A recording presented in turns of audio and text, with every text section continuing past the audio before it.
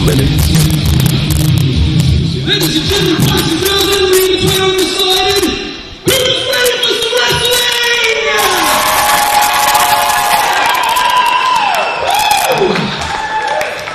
Well, before we kick off the wrestling, I need to tell you all something that happened earlier today. There was an altercation of some form out the back, I've been told. I didn't see it. I don't know what happened.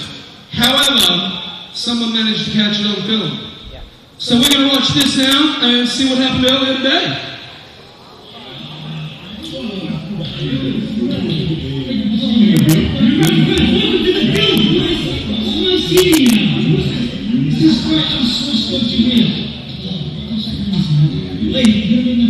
My friend, he's the best in there. He's scared of us. Ricky, come in, my boy. Yeah. This is the kid, man. This is the kid. This is Whiplash. Tony, he's top tier, man. These are my boys. Susie.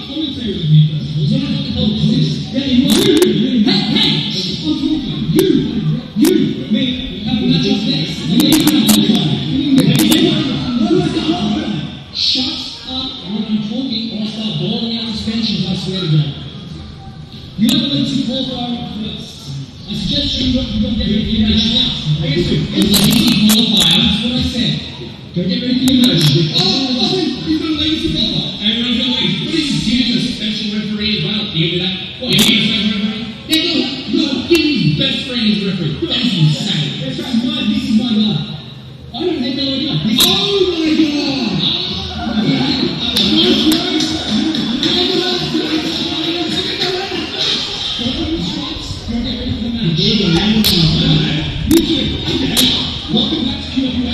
Welcome back. I suggest you stop worrying about running the lines. Stop worrying about set titles in QWA. When you get set title, there's three matches. We'll see. We'll talk then. We'll talk then.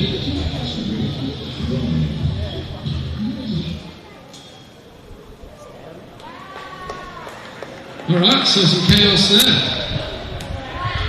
So during that, while that was playing, I just got a quick call on my phone. Seth Tyler's would like to have a word to everybody. Does anyone want to hear from Seth Tyler? Here's Seth Tyler!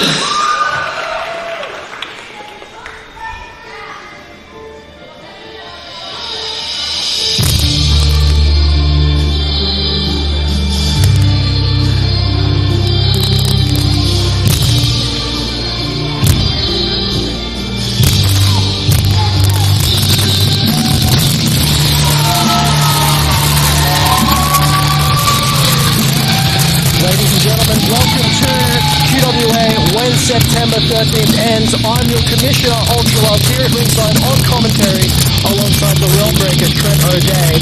And we are starting hot.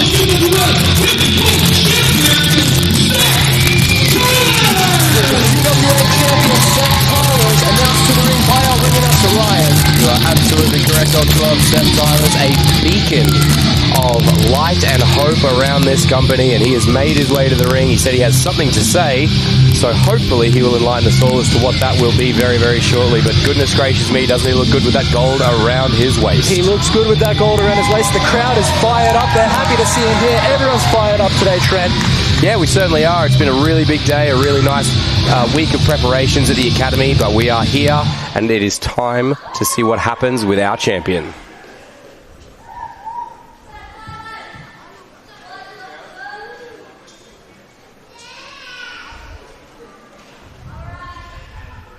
For the last 12 years, you guys have seen the best of me, hell, you have seen the worst of me. But in those 12 years, I have busted my ass off month in and month out, building this company. I have felt shaped into the greatest wrestling promotion in this state.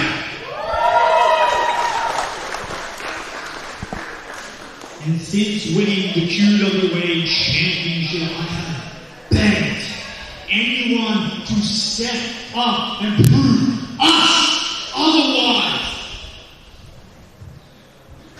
Certified Puppy beaten. EC Diamond beaten.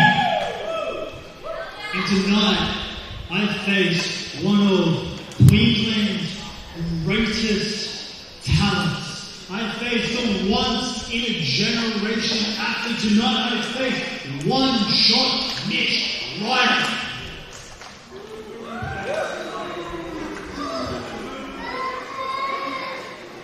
Now, Mitch, I promise you, I am not underestimating you in the slightest. I know what you have accomplished. Multiple tours of Japan, multiple appearances of World Series Wrestling. Hell, you have stepped foot from TNA. But I will be damned if you and Todd Eastman think they can walk into this company, our company, and take the QWA Championship from us. Oh, we might have some company here for Seth Tylers. That was an impassioned speech that he was about to go on, but it doesn't look like he's being left alone. This is a man he's all too familiar with, as are our QWA fans. Current record-holding champion, if I'm not mistaken. He's reached that QWA title 4 times. Coming out to confront our champion, perhaps he's looking to make it a 5th. Well, in recent history, this hasn't necessarily been an occasion where both men have gotten along or seen eye to eye, so I can't imagine this is going to be any different.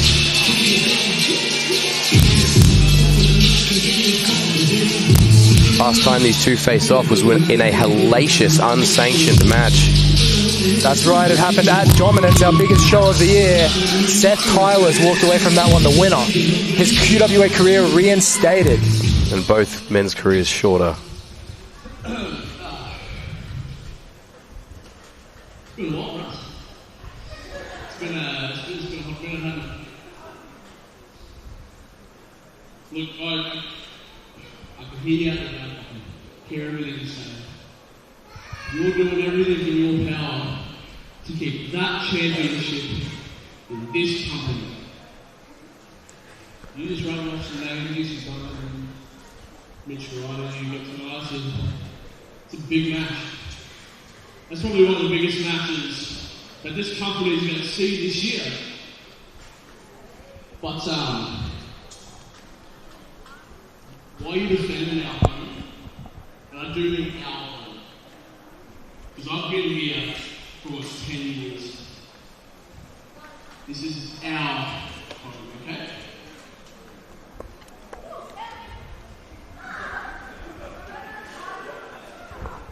I will remind you that you and I are the only 4-time QWA heavyweight champions. But I'm the first. Oh, strong words from Sam Cannon. I don't know if I'd be poking that bear, to be honest with you. 4-time QWA champion. I'm the youngest QWA heavyweight champion, and I still hold the record for the most days holding that goal. So I'm out here at the point. I'm not going to bore you for the rest of the night. I want to make that 4 and 5. I want to be the first and the only 5-time QWA champion. I want to be the man that again raises the level in this company. And you're the only person standing in my way. So, after you get finished with Mitch Ryder tonight, if you can beat one of the best in this country,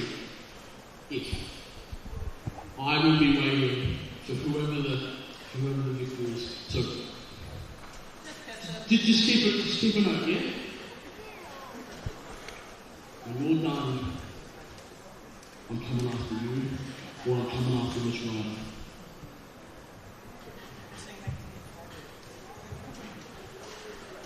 You want next. You want next. Okay. See, Todd wanted to know if Seth Tylers could hang. How about we ask the godfather of Australian wrestling, David Storm, if Seth Tylers could hang? Oof, name drop. See, Seth, you and I, we have been the worst of enemies, but we have also been the best of friends, holding down the fort as the QWA Tag Team Champions. But I want you to understand something, Sam. It doesn't matter whether it's Mitch Ryder tonight or Sam Big Business Cannon tomorrow. The pinnacle of precision will continue to stand on our company, the QWA Heavyweight Champ. Seth Tylers holding that belt high. Sharp words from the pinnacle of precision. Sharp words. Two of our longest and most tenured human beings in that ring right now. It's true, Seth Tylers said they were the most bitter of enemies at one point, but there was a little bit more respect in that exchange than maybe I was expecting. Yeah, there was actually, and a nice little reference to your former group, NFT, as well. That's correct. They were next level as part of NFT. Former tag team champions, and once again, we don't need to go over the accolades of both of those men. If they were to square up one more time, I'd pay a ticket, as I'm sure many of the fans in this attendance would. I think all the fans in attendance tonight would agree with you, Trent. Well, very strong statement made, but it begs the question, is it all going to be moot if One Shot Ryder takes that title away from Seth Tylers this evening? Well, Sam Cannon did say that he would be prepared for one-shot Mitch Ryder if that did happen to be the case. So we will have to see what happens in our main event here tonight. Saying it and being prepared for it are one and two different things, unfortunately. Mitch Ryder, I've seen him work firsthand myself. I don't know if you can ever be prepared for one-shot Mitch Ryder. But if there's any man in QWA who could be prepared for someone like Mitch Ryder, that man is Sam Big Business Cannon. You are not wrong there, Ultra Love. Weighty words from two of the best wrestlers this company's ever seen. Now, if you're unaware, in a couple months' time, we have our Legacy show coming up. And in the lead up to that, we're running some Legacy Cup qualifiers. So let's bring out the first person who's going to be throwing their hat in the ring for the Legacy Cup qualifier. I have the Legacy Cup right here. Ring announcer Ryan bringing out the first competitors in our first Legacy Cup qualifier of 2025.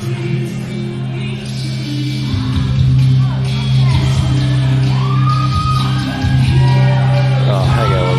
He's mouthing off at us. Oh, look at this idiot. Look at this smug, smarmy sack of garbage. I'd just like to point out, Ultra Love, unfortunately, you are my boss, but you brought this. You did this. Look at this, giving this idiot a platform. Along with Tim Hayden, look at him in his stripes. Are those sleeves rolled up, or has he cut them off? It looks like they might be rolled up. Oh my God. This was a chance I gave Tim Hayden to prove that he could be an unbiased referee and call it down the middle, but his entrance here with Whiplash looks like that may not be the case. Here's the highlight of the night. The Shade Dragon, the president of QWA, representing the Shade Crusade, accompanied by Jim Hayden, the QWA Tag Team Champions, Whiplash! Well, look, I don't often disagree with you much, Ultra Love, but I think this is still one of the most odd calls that you've made in your short tenure as commissioner, and I really feel like these two morons are just going to really salt up this place. Well, we'll see what happens, Trent. I like to give all our competitors a fair chance and a fresh slate when I can. Tensions were high backstage, I will admit. but we'll see what transpires here tonight in our opening contest. Of course, this is for the Legacy Qualifier. This is a Legacy Qualifier for the Legacy Cup. Look at this idiot waving at me. It looks like he was waving at you there, Trent. Some issues with Whiplash over the past few months. Just a few. Don't worry, I'll get mine back. Tim Hayden being announced as a special guest referee. That's funny. A man who hasn't got a justifiable bone in his body. Although this has piqued my interest. I'll say this man has many justifiable bones in his body, Trent. And I'd say most of them are made out of fresh mahogany.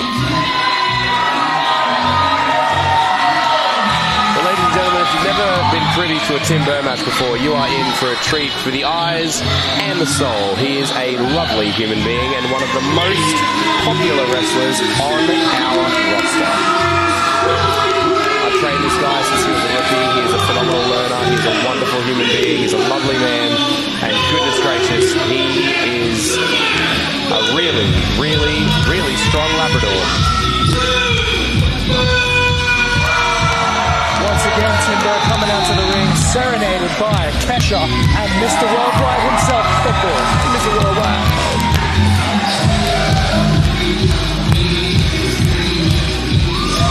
Well, hopefully that struck a bit of fear into the heart of Whiplash, because I would not want to be coming up against this man. Could you imagine if you had a mean streak?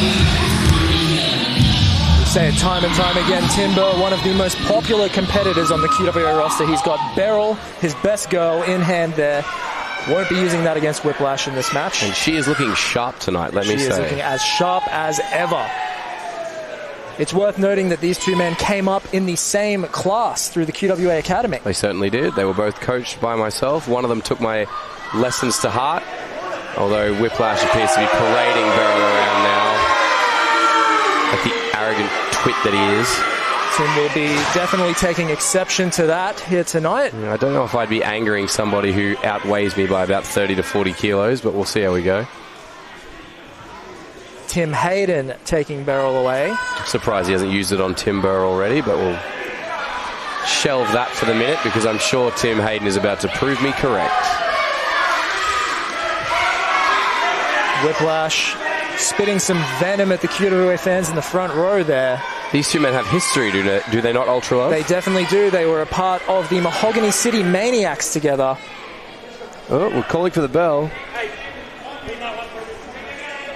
Well, the ring boy didn't. Oh, okay. There's the bell. There's the bell. This contest Tim Hayden is not knowing underway. where to point.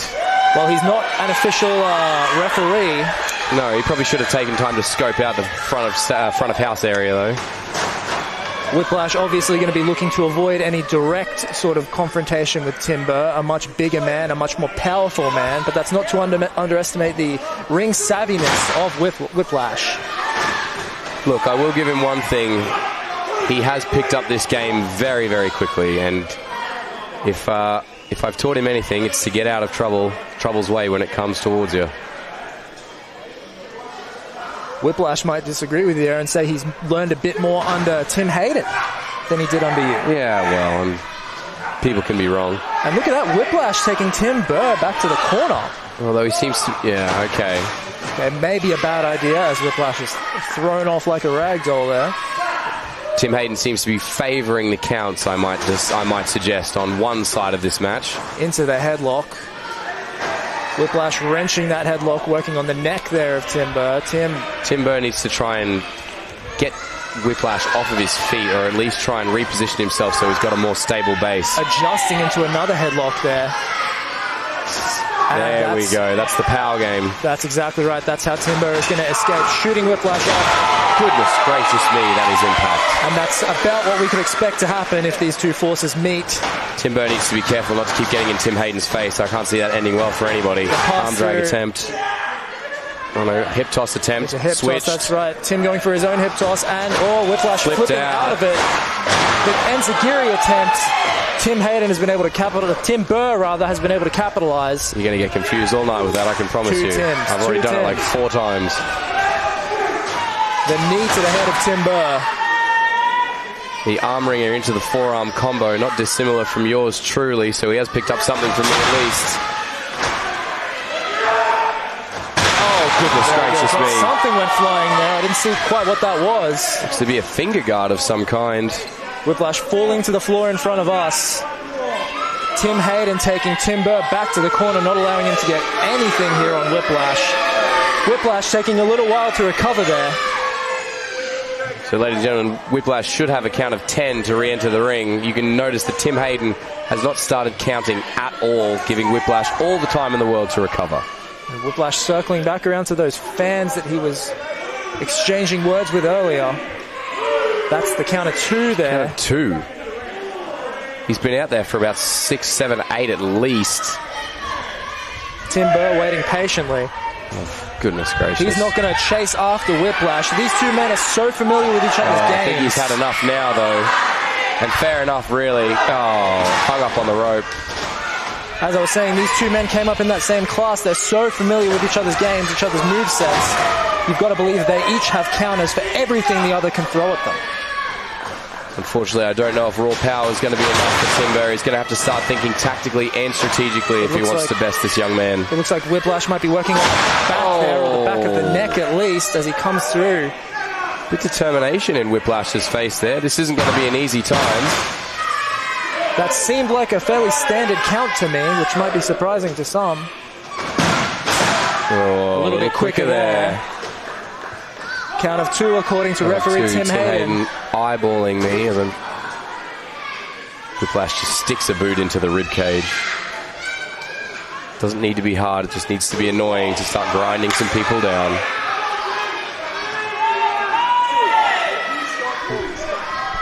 Tim Hayden telling you to stop talking smack. Maybe you should listen to him, Trent. I mean, I feel like I've been calling this relatively down the middle.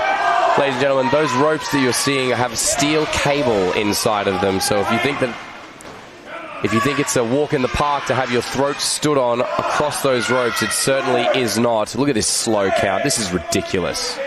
You've been in the ring with Whiplash on several occasions, Trent. In your opinion, what does Tim Burr need to do to bring this thing back? At this point, he needs to get to his feet.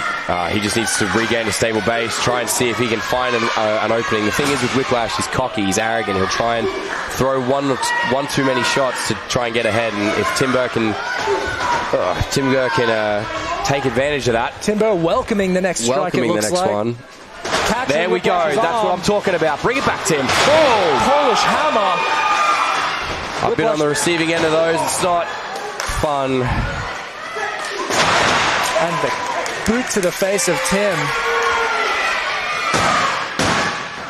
Again, maybe a little quick on the count there. Tim Burr kicking out. He's still got some fight left in him. It certainly is an uphill battle for the master of mahogany here tonight. And look, I don't want to attack anyone's clothing choices, but wearing a flannelette shirt and those jeans in this weather, it's not exactly going to help the stamina bar at all, is it? Definitely not.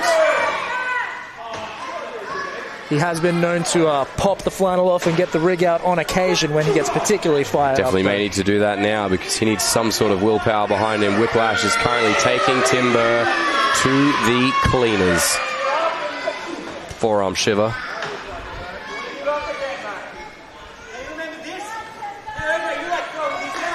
Oh, wow. Double middle fingers from my broadcast partner to Whiplash. I'd love to say that I'm not biased, but I 100% am.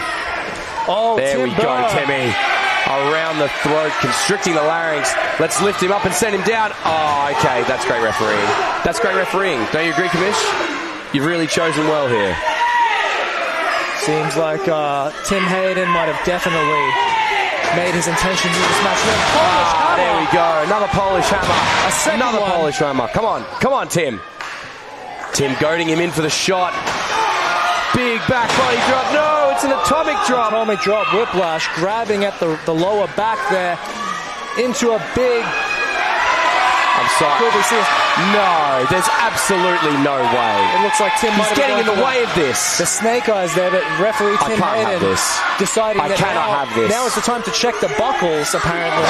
I cannot have this. Whiplash looks to be gearing up. I'm sorry. I'm sorry, I can't do this. My broadcast partner standing up, getting to his feet. That's enough! That's enough! That's enough! That's enough! Shut little weasel. You've been a thorn in my side for far too long, and I'd love to come out there and rip your head off. Tremor Day, all kinds of fired up. You're right, I will do no such thing, but before you get all cocky, Tim Hayden, I have something that may be of interest to you. Roll the footage.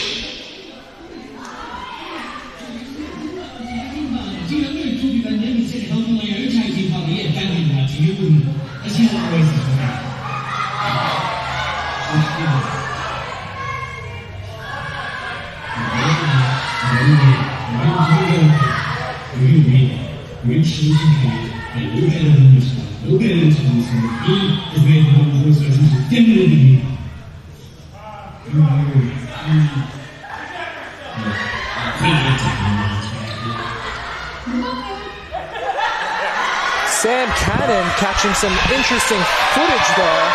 It looks like there might be some issues between Whiplash and Tim Hayden that we didn't know about.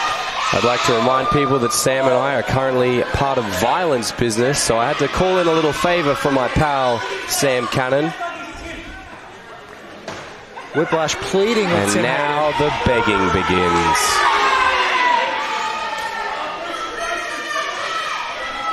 Timber grabbing Whiplash by the throat. This has to happen. It has to be this way. Oh, massive choke slam, turning him inside out. And the rig is out, just as predicted. And there it is. And Tim there Burr. we have it. Timber victorious, That's advancing. my lumberjack, Ultra Love. That is my lumberjack. You know what? After all, I think he made a great call. I think so as well. I think he made a great call. Timber advancing into the next round of the Legacy Trials. Unbelievable. And well-deserved. Tim Burr, such a stand-up guy, fantastic athlete. It's And about look at- time karma has come around to that little weasel Look at Whiplash. Tim Hayden seated in the corner staring down his protege right now. What do you think's going through his head? Well, look, if it was anything like what went through mine when Whiplash betrayed me, I can imagine he is thinking of doing some pretty unspeakable things to that young man in there, That who is has a- proven he is only in it for himself. That is a good call. Tim Hayden is the second mentor that Whiplash has turned his back on. And I don't think there's going to be a third. Whiplash pleading with Tim. You know, I feel sorry for Tim. He's been used and abused just like I did, just like I was. It's interesting because I think when this relationship first started between Tim Hayden and Whiplash, a lot of people thought that Tim Hayden was using and abusing the younger competitor. Well, I just hope that Tim now realizes that this kid, this young buck, is absolutely deplorable. Whiplash doesn't know what to do with himself right now. He's been pleading with Tim to come back, but Tim has not come back. He's at crashing all. out, as the young people say. He has lost minus 1,000 aura. Let's. Oh, are you sad, buddy? He's just come and looked at me in the eyes. He has. He's pointed at you too. I don't know. Yeah. I'm going to deduct another 1,000 aura. I think he's at minus 2,000 aura right now. Minus 2,000 aura. That's massive. That's cringe, fam. Alrighty. Who wants to see a tag team match? Sounds like they do indeed want to see a tag team match. A tag team match then. Let's put it to wrestlers.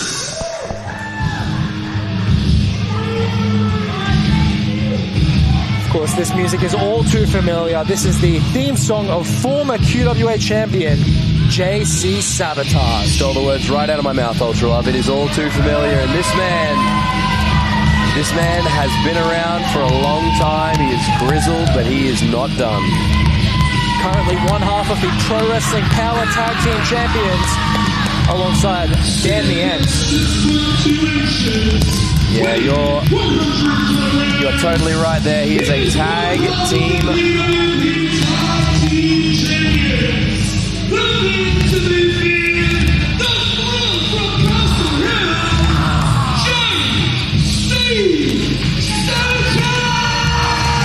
As I was saying, he is a tag He's teamed with a range of different people. He has all sorts of experience. This man knows how to hurt people and knows how to do it with a friend. He definitely does, and we await the arrival of his tag team partner as I'm in sync with ring announcer Ryan.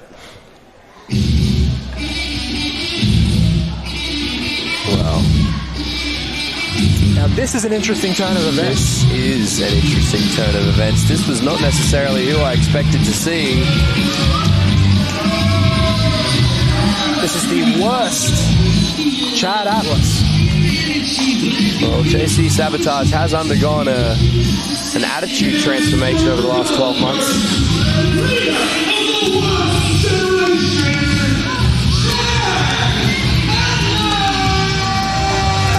These two have a storied past as well. Two bitter rivals only a few years ago, but it seems that they have put their differences aside, decided to chase after tag team gold. That's correct.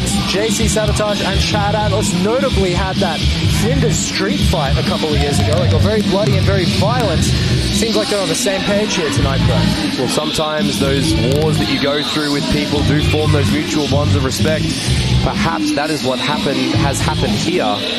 But Chad Atlas, no stranger to gold himself. That is correct. Former champion, multiple-time champion in IPW. Impact Pro Wrestling down in the southeast. Just finished wrestling Paul London, did you know? Former WWE superstar. I hadn't heard. In all seriousness, though, this duo is not to be taken lightly. And their first opponent.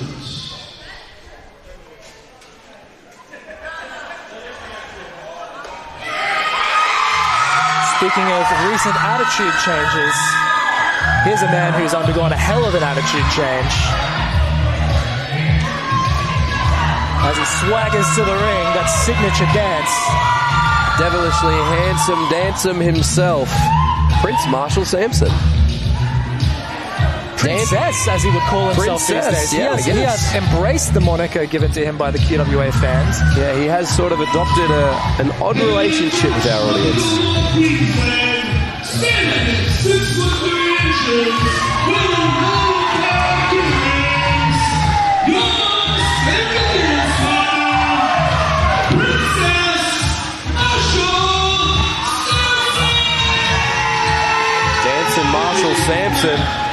I'll fist bump Marshall Sampson. Look, at this current point in time, him and I have had our differences, but it is really difficult to not dance along That's with that kind of infectious as well. attitude. Yeah, I love it.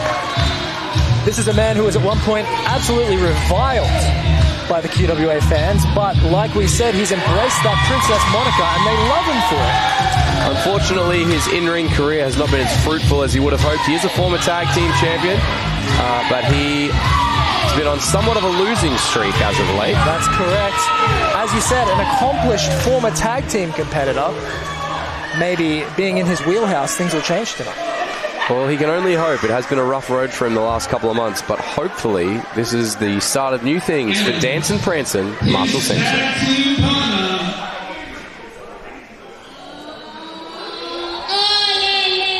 Oh, we know that voice. Oh, goodness gracious me. I knew he was going to be here. I didn't think he was going to have a microphone. Oh, God.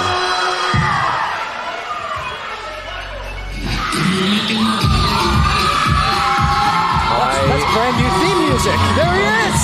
Oh, my goodness gracious me. Coming in hot with the slide. Well, I'm super unsure whether or not this man is supposed to be here. At one point he was deported and then brought back, and then his family got a working visa, I believe.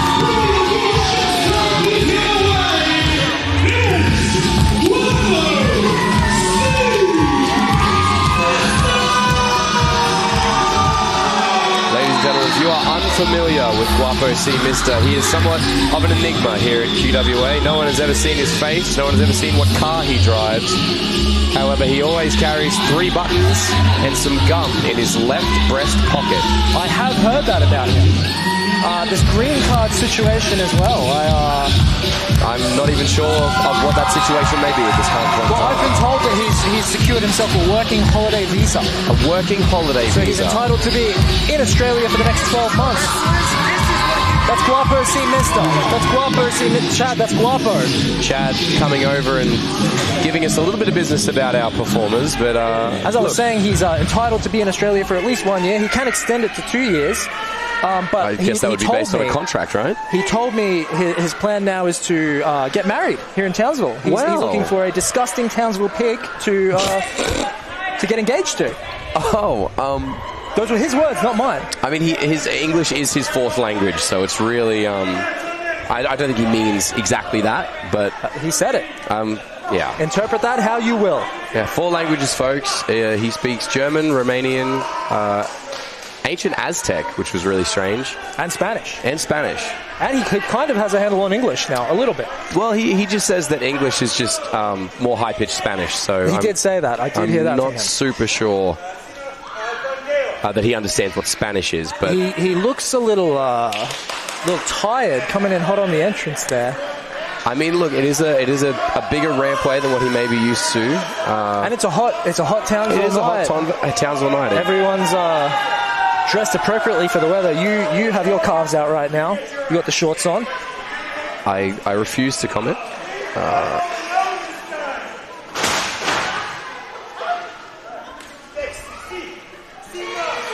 Princess Marshall Sampson and Guapo C. Mister, definitely an odd couple here in QWA, but... and yet the most make-sense thing I've ever seen.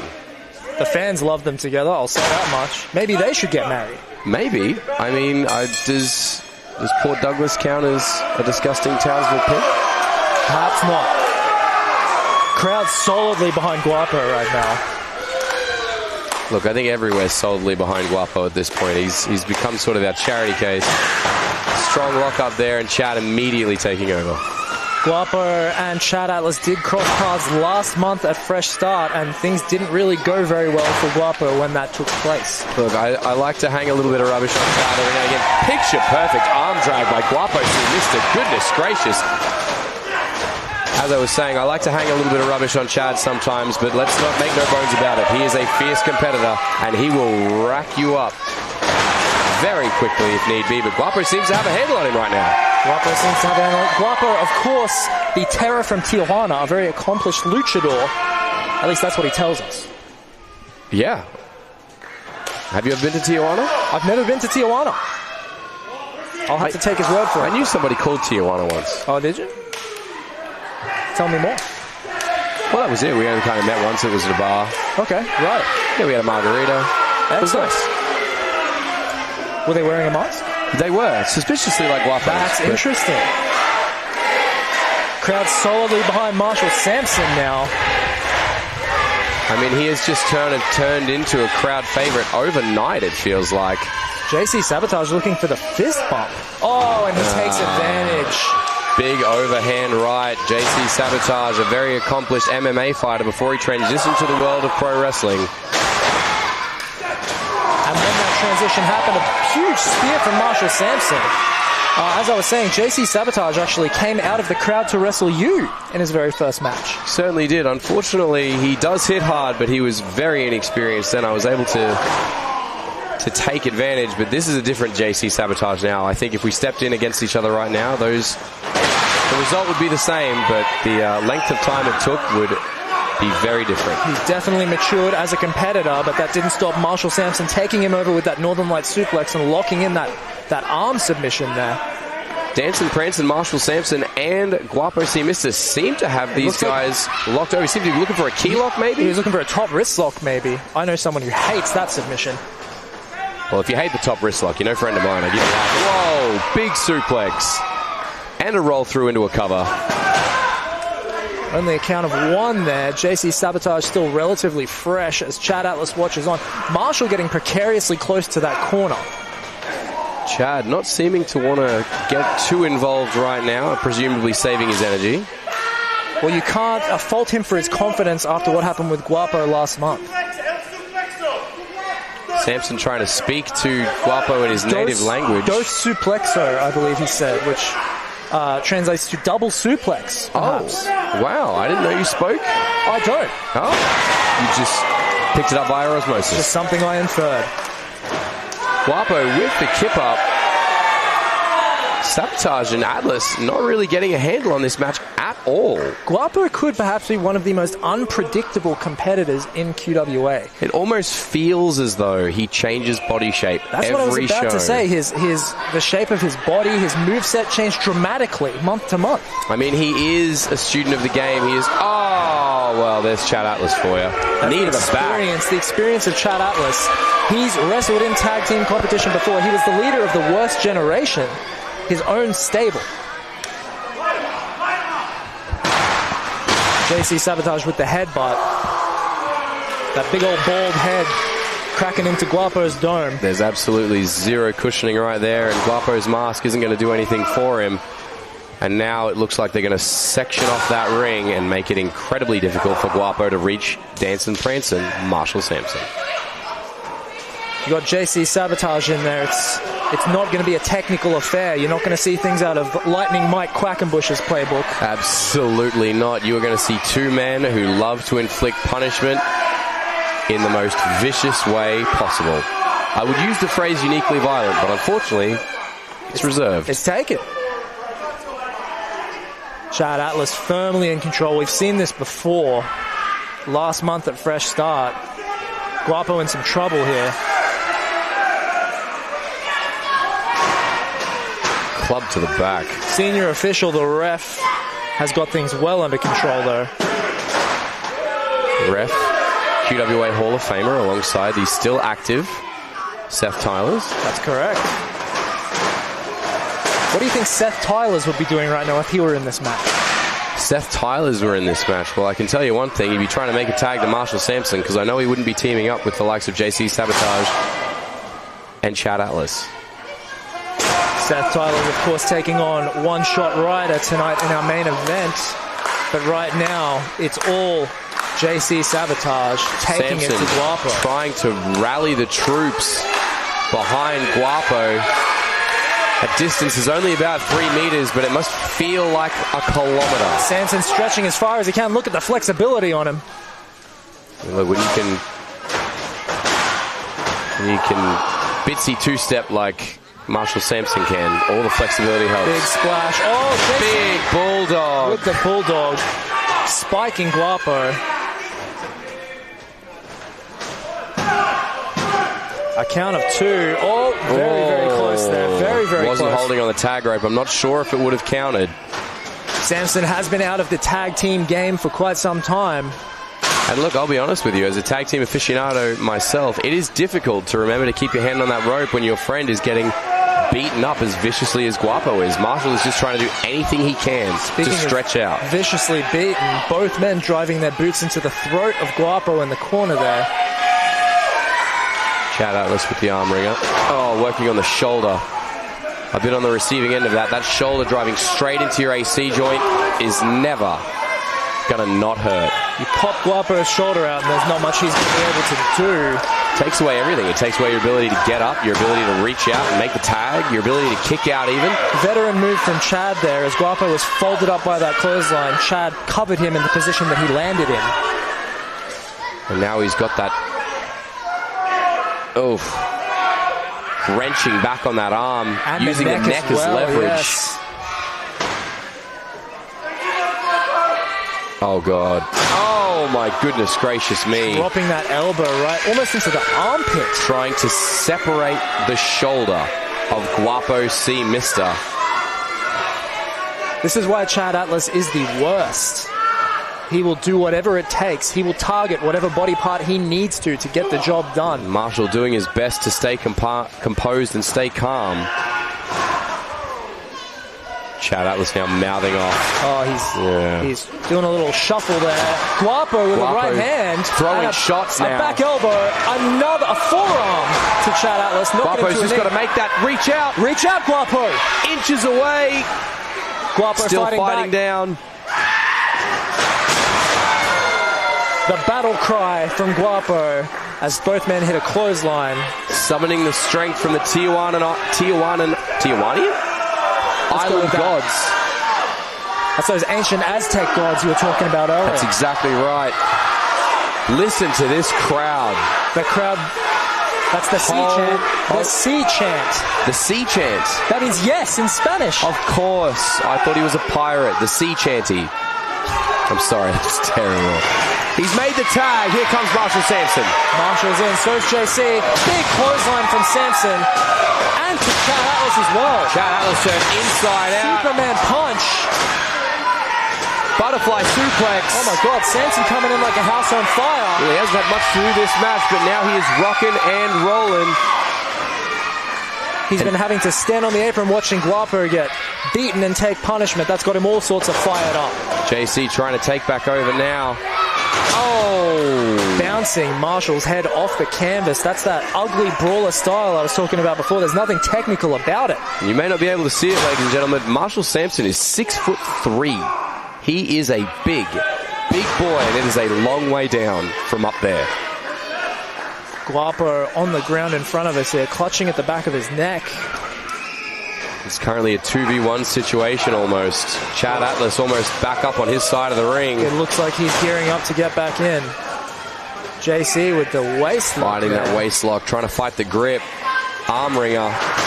Missed. Schoolboy. Near fall from JC Sabotage. Very, very close. If you saw that, God. It looked like Marshall glanced to his corner. His tag team partner not there. Guapo still recovering on the floor here. Chad Atlas tagged in. The issue with JC Sabotage is he will never let up on you. There is no room to breathe. There is no space to move. He will suffocate you. That's exactly right. That's why the man's motto is never back down. I think I've seen him take a backward step in his life. It looks like Marshall's shoulder is up. Chad can't believe it. Chad cannot believe it. He's maybe taking it as a mark of disrespect almost. Taking issue with the ref. Shoulder not down. Oh! Big slap. JC in. Looks like he's poised to choke Marshall out, maybe. Sleeper hold, almost a standing rear naked choke almost. Taking him down to the ground. Bit of a side headlock, almost a side chin lock, maybe? This could be a technique JC Sabotage has picked up in his MMA days. Some sort of side choke, side headlock variation. Marshall, though, fighting up. Echoes of Princess ringing out throughout this arena here. Driving it back, and all of a sudden, Guapo's in. Guapo with the tag. There's been a blind tag there. I'm not sure if JC Sabotage knows anything about it. I'm not sure, but Guapo on the top rope. Oh my goodness. Body. Picture perfect cross body. JC kicking out at 2. Guapo back in, seems to have recovered a fair bit of that energy that was lost. Marshall might have hit that second wind as well. He's measuring JC. So you're looking for here, the unprettier maybe. Could be the unprettier, and he hits it. And he hits it. Spiking JC on his head. Oh, Chad Atlas is in the ring. Chad breaking it up at the last possible second. Guapo and Marshall working a hell of a lot better than anyone ever believed they would. Oh! Chad Atlas. That is why he's the worst. He's pulled the ring rope, and it's almost snapped back into the nether regions of Guapo C. Mister, and he definitely is a Guapo C. Mister, because Guapo might be out, Ultra Love. Guapo bounced off that ring post by Chad Atlas. JC Sabotage having his way with Marshall Sampson in the middle of the ring right now. Tag to Chad Atlas. Well, I think we can all see where this is going. Oh, wow. Oh! Goodness gracious. Whoa! A massive miscommunication. JC Sabotage hung up. JC nearly taking a tumble, but Chad hitting that flatliner. Now, Chad Atlas has had to do that all on his own after a miscue on JC's, and now he's taking it out on JC Sabotage. Sabotage looks to be rocked after snapping his neck on that top rope. Chad Atlas does not look too impressed that he has had to do that on his own. JC getting in Chad's face. Those tensions boiling over that we talked about earlier on from maybe exactly their storied history. These two men have an ugly past with each other. JC cannot get out of here fast enough. Copping an absolute spray from Chad Atlas after stuffing up that what I assume was supposed to be a tag team maneuver, forcing Chad Atlas to do all of the work himself. It looked like some sort of assistant flatliner. JC was going to come through and push. Chad Atlas not happy. Chad Atlas exclaiming, "I had to win the match."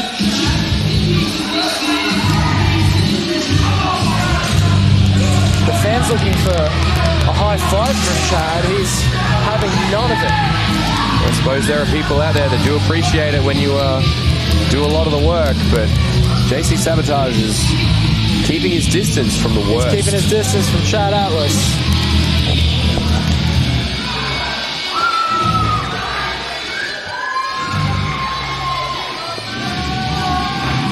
Wow, JC Sabotage regaining his footing at the last second. That could have gone very ugly, Trent. Look, we all know that this isn't ballet. This is professional wrestling, but I'm just glad JC Sabotage is okay.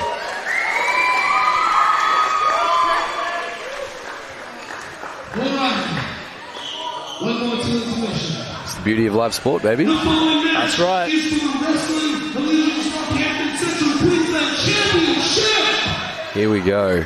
What's the wrestling wrestlers? The music all too familiar. A man we saw earlier in the night. Most decorated QWA champion. Business is about to pick up. Thanks, JR. This man is formidable. That's one word to describe Sam Big Business Cannon. Decorated is another one.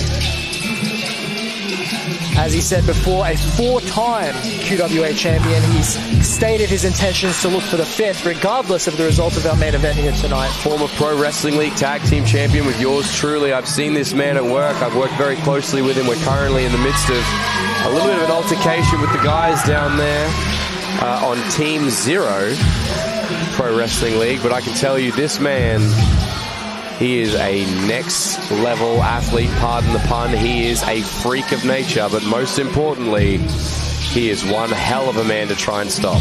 That is correct. You mentioned next level. Of course, Sam Cannon capturing the QWA Tag Team Championships as well, alongside the man that is now our current QWA champion, Seth Tyler. We also held him for a time. Myself and Sam Cannon are also former QWA Tag Team champions. That is correct, as part of Destiny. Yes. And his opponent.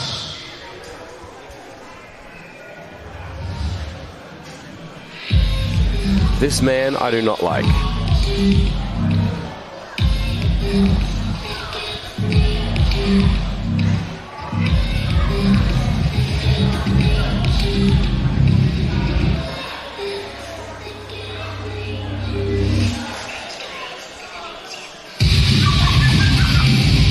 Well, ladies and gentlemen, that is not Sam Cannon's opponent. That, however, is. That is Freak Nix at the front, twirling her bat, holding the Central Queensland Championship. Beside her is Angus Sharp.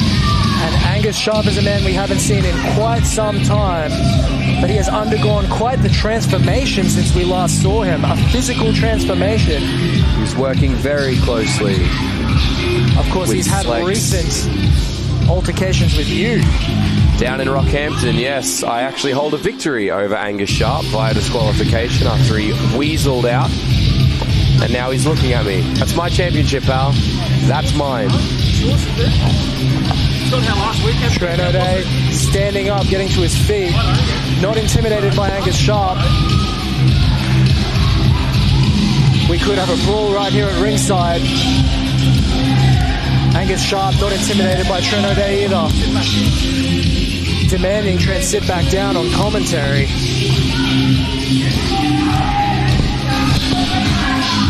I didn't realize me being on commentary would have so many issues with so many people. This is what happened last time I was on commentary too. Everyone was staunching Bojack. A lot of people obviously don't like me. He is working very closely though with Slex as part of the Body Biz team, and I have to say, not sponsored, just a big fan. The Body Biz team is doing fantastic things for the world of professional wrestling in Australia. Like I said, not sponsored, just a big fan. Big boys slapping meat, Sam Cannon says as he slaps his chest. Oh look.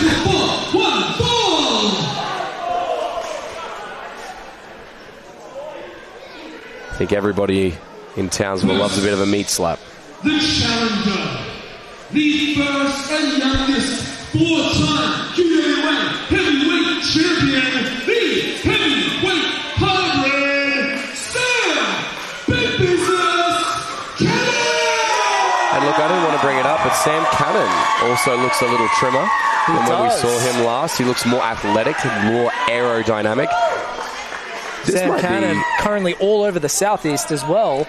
Not just here in QWA. No, all over the southeast. He is everywhere, and he is looking to become 268 pounds, standing at 6'1" accompanied by Freak Nets, the Wrestling Allegiance Rockhampton Central Queensland champion, the Outlaw Muscle, Angus Shaw! He is looking to become Central Queensland champion, a title that man, Angus Sharp, currently holds.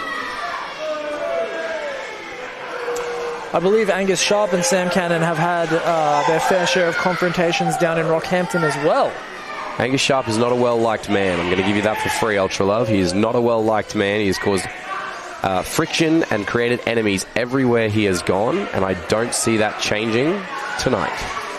Although I think we don't have to be worried about a clash of styles here tonight. This is going to be two big boys trying to take each other's heads off. I think that's definitely what we're going to see, but you've also got the outside element of the Freak at ringside, brandishing it looks like a baseball bat or something.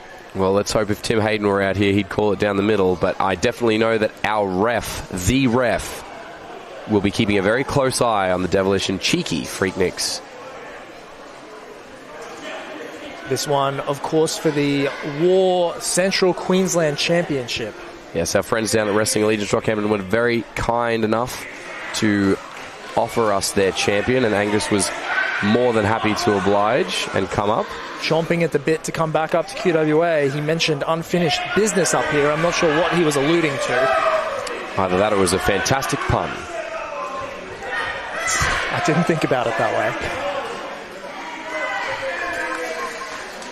Freakniks, of course, will be in action later tonight. But right now, doesn't she look terrifying? She does look terrifying. And that baseball bat, she's got the championship belt as well. Is that what she's holding? What's she holding? She's holding something. I'm not sure what it is. Who knows what she's got in that bag of tricks of hers? Yeah, not the title. The title is over here by us next to the commentary desk, but she appears to be carrying, it might be a jacket or some kind, or a... Both men locking up. Angus Sharp. Two bulls locking horns. Angus Sharp, a more powerful opponent than maybe what Sam Cannon's used to here in QWA. He's definitely one of the bigger men, if not the biggest man on the roster. And a disrespectful slap to the face of the most decorated champion in QWA history. Freakniks still twirling that bat at ringside here. At this point, you got to think that Angus Sharp fancies himself against Sam Cannon. He's leaner, meaner, and looks like he's got the upper hand on our very own big business boy. Outlaw muscle across the back of his tights there. And outlaw does personify Angus Sharp, that word. He is a man that does not follow the rules anywhere he goes. He certainly hasn't made a habit of making friends, I'll tell you that. Angus Sharp, a former QWA Tag Team Champion as well, as part of the Outlaws and Outsiders. Pointing that they bring it up, I hadn't remembered that fact, actually. He was part of it. Part of Outlaws and Outsiders. Freakniks still involved as Sam finally drives Angus Sharp back into the corner. Sam Cannon is not a man to be trifled with. I think he's showing that to Angus Sharp right now.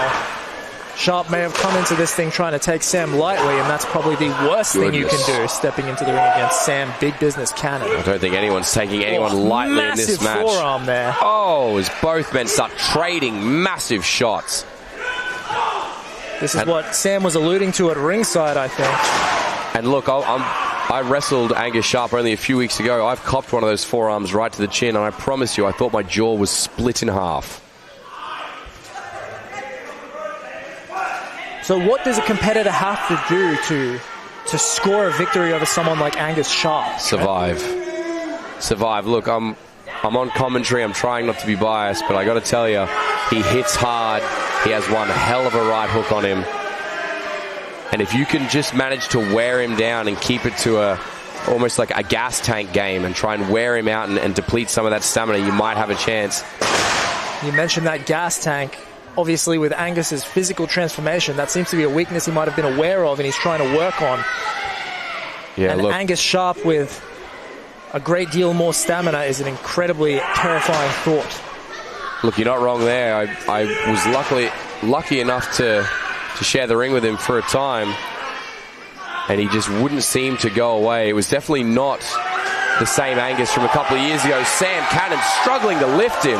Muscling him up for a moment there, but Angus fighting out of it. We're talking a whole lot about Angus Sharp and his credentials, his physical presence. Let's talk a little bit about Sam Big Business Cannon. Homegrown QWA talent. Oh, the sidewalk slam brings Angus down on his spine. One of the many maneuvers in Sam Big Business Cannon's repertoire. The thing about Sam is, having trained and worked with him for such a long time, he has everything down to a perfect science. The way that he throws you, the way that he hits you, the way that he drops you. He knows where he can put you and where it's going to hurt the most and how he can make it hurt the most. Tie that in. Oh! I mean, but sometimes you just get hit in the mouth. Easy work, Angus Sharp says. Well, I don't know about easy work, but as I was saying, Sam Cannon has the unpredictability factor of a little bit of lucha about him with that gorgeous moonsault that we see on occasion. Absolutely. I was going to say, not just the moonsault, but there's a gracefulness to the way Sam Cannon moves in the ring. He's just aware of where he is at all times and exactly what he needs to do to get out of any given situation. For someone who started when he was, I think, 18, 19 years old, he's grown into a performer after almost 10 years who just almost glides across that squared circle. That's correct. I've heard Damian Slater describe him as smooth as silk. It definitely describes our big business boy, but currently he is being roughed up by the sandpaper-like confidence of Angus Sharp. The boot right across the face. Of course, we've still got the Freak Nix on the outside. You've got to believe she might be a factor at some point in this match. A little bit preoccupied with the fans at this point, though. Sorry, I just got a little bit... She just dove at a child, I just piddled a little bit. What, sorry? Don't worry. Oh, sorry. A massive cannonball from Angus Sharp. This might be it. Sam might be done.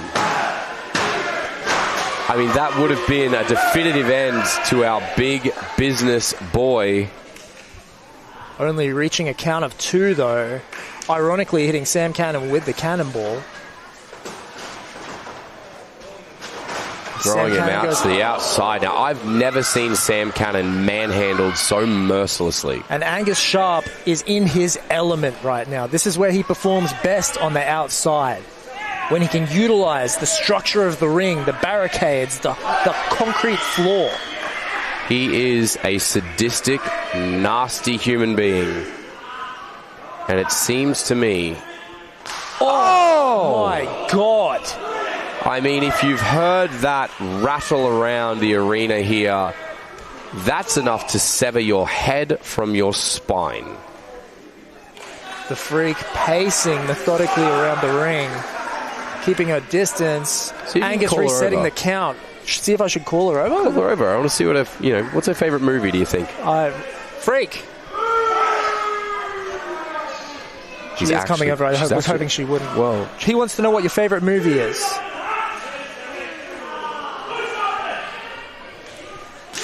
Oh, what we think about that. She said Bluey, I think, but Sam Cannon firing off a chop. A massive chop while we receive Bluey is Freak's favourite movie. Is it a movie? I thought I thought it was a TV show for children, nonetheless. I mean, she has got a childlike appearance to her, but nothing about what is going on at the front of that ring is childlike. That is pure. This is big, meaty men slapping meat, meat, as Sam Cannon said at ringside before this match began. Well, Sam may have been hyped up about this before the match, but I don't know how happy he's feeling about it right now as his head has bounced. You've got to believe maybe off the apron. He's feeling a twinge of regret. Yeah. You know what they say about the apron as well? It's the hardest part of the ring. Yeah. I'm surprised we must have read the same law. Sam Cannon in a position you don't see him in often, fighting up. It's actually shocking me a little bit that this is happening. I mean, I knew Angus was going to be a formidable opponent for Sam, but to have Sam manhandled and abused, this is borderline abuse to him. Angus Sharp is very much a different man from the last time we saw him in QWA. And look, I will give him his props. That transformation that he has undergone has turned him into a killer. Taking it to one of the most decorated performers in the history of QWA. Now and he's bringing my tag team partner over bringing him toward over me. here. Yes, very good. Yeah, there you go. This is why you can't even let up for a second against Sam Cannon. I have an expletive-filled rant that I will not be going on right now in terms of what happens when you chat rubbish, get thwacked, but... Oh! The headbutt. And Sam once again taken down. And look, Angus isn't known for anything inside of his head. It's more the structure encasing it.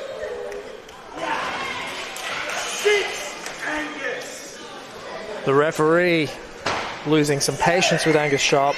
Angus Sharp's about to lose if he doesn't get back inside. He resets the count once again. Smart strategy from Angus Sharp. The numbers must have gotten too high. Once you get over 8, Angus starts to get a little confused. Freak loving it over there, giggling up a storm. Sam on Struggle Street. I don't know if you're looking at him right now, but he looks like he is in some pain. And Angus Sharp is just toying with the referee. Looks like he's giving his own count. It's reached 6. I'm unsure of Angus's strategy right now. Of course, if he loses by count out, he does not... Sam Cannon does not win the title. That is correct. Sam Cannon is back on his feet, though. I don't know if Angus is aware. Well, it seems like Angus may want to win this champion. Defeat Sam for this championship as Sam starts to fire back. Look at the anger in Sam's face. You know, when Sam gives someone that look, we're about to kick things into next gear. I've seen people on the end of that look, and I know exactly what's about to happen. Oh! Huge. Almost 200 kilos, if not more, coming down to the center of that canvas. Angus Sharp now struggling to get to his feet. Sam Cannon reversing his fortune here in this matchup. Looking for that world's strongest slam. Could we see it? Thank you. The world's strongest Sam. The world's strongest Sam, my broadcast colleague coins. As we know what comes next, we know what follows that slam. He's done it many times before. Big business moonsault. Perhaps the best if he hits moonsault. this, you've got to believe. Angus Sharp has it scouted. Well, I was going to say, if he hits that, you've got to believe that the title is staying here in Townsville. That's Tim Hayden. Oh my goodness. He just kicked Sam Cannon in the head. Well, I don't know why I'm surprised, to be honest with you. Tim Hayden. Come on, man. Getting involved. What's happening? I don't know if he's still taking... Oh, wow. Some choice words for my broadcast telling me to mind my there. own business. Like, you have to imagine that Tim Hayden is... There's that huge kick. And that's going to be the end of it. Sam Cannon taken down after interference from Tim Hayden. So it appears that Freak was not the entity we had to worry about. It appears not. Tim Hayden.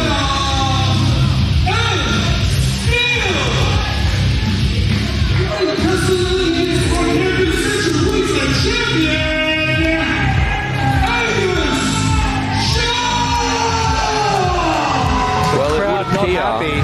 No, and nor should they be. It would appear that Tim Hayden is still throwing his toys out of the pram after he found out that Whiplash was making fun of... Hang on, I know that music. I haven't heard this music in a long time. Is this... Could this be... Oh, God! He's in the ring! He's in the ring! Edmund Blair! We both turned around expecting him in the stage, and that is Edmund Blair, ladies and Angus gentlemen. Sharp's former tag team partner. They were Outlaws and Outsiders together. Edmund taking it to Angus. For those who are unaware, Angus Sharp defeated Edmund Blair. Angus Sharp betrayed Edmund Blair last time we saw him. Of course, you are right. They were in a match together. Angus Sharp turning on Edmund Blair. We haven't seen Edmund Blair in months. Almost a year.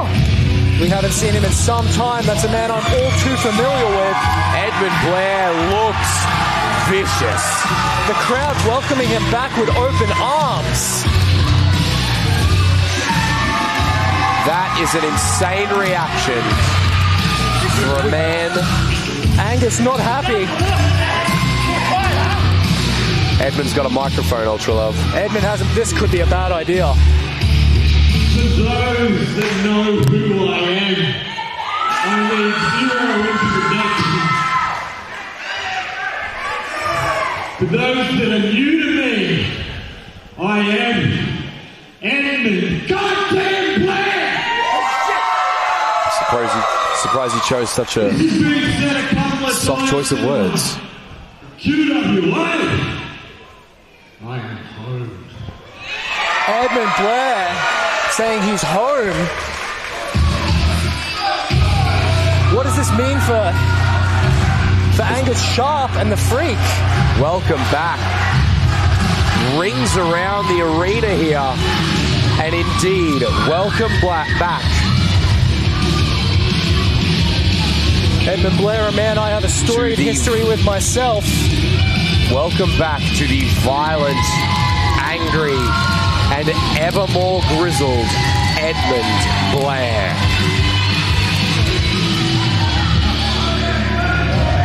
Well, ladies and gentlemen, I believe that is the end of the first half of the show. I believe we're about to go into an intermission. And we have had an incredible series of events here.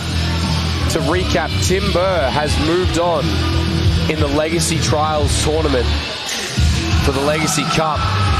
Edmund Blair has returned. Chad Atlas and JC Sabotage got the win over Guapo C. Mister and Marshall Sampson. Alrighty. That brings us to our intermission. We're going to have a quick 10, guys. Go grab some more drinks, grab some more food. Head to the merch table and grab some merch to support your favorite wrestlers. We'll be back in the intermission in 7 minutes. We will be back in 10 minutes, ladies and gentlemen. Stay tuned for the blockbuster second half of the show.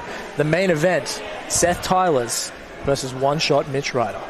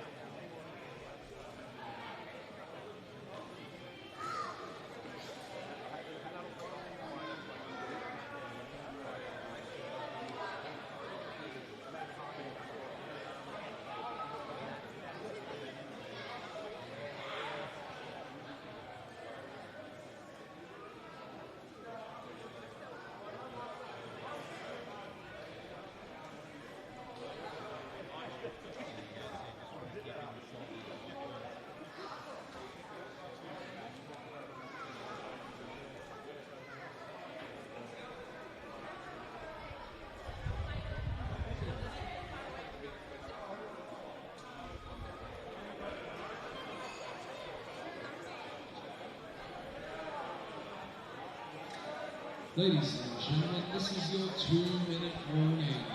Please finalize any purchases that you are purchasing and then make your way back to your seats.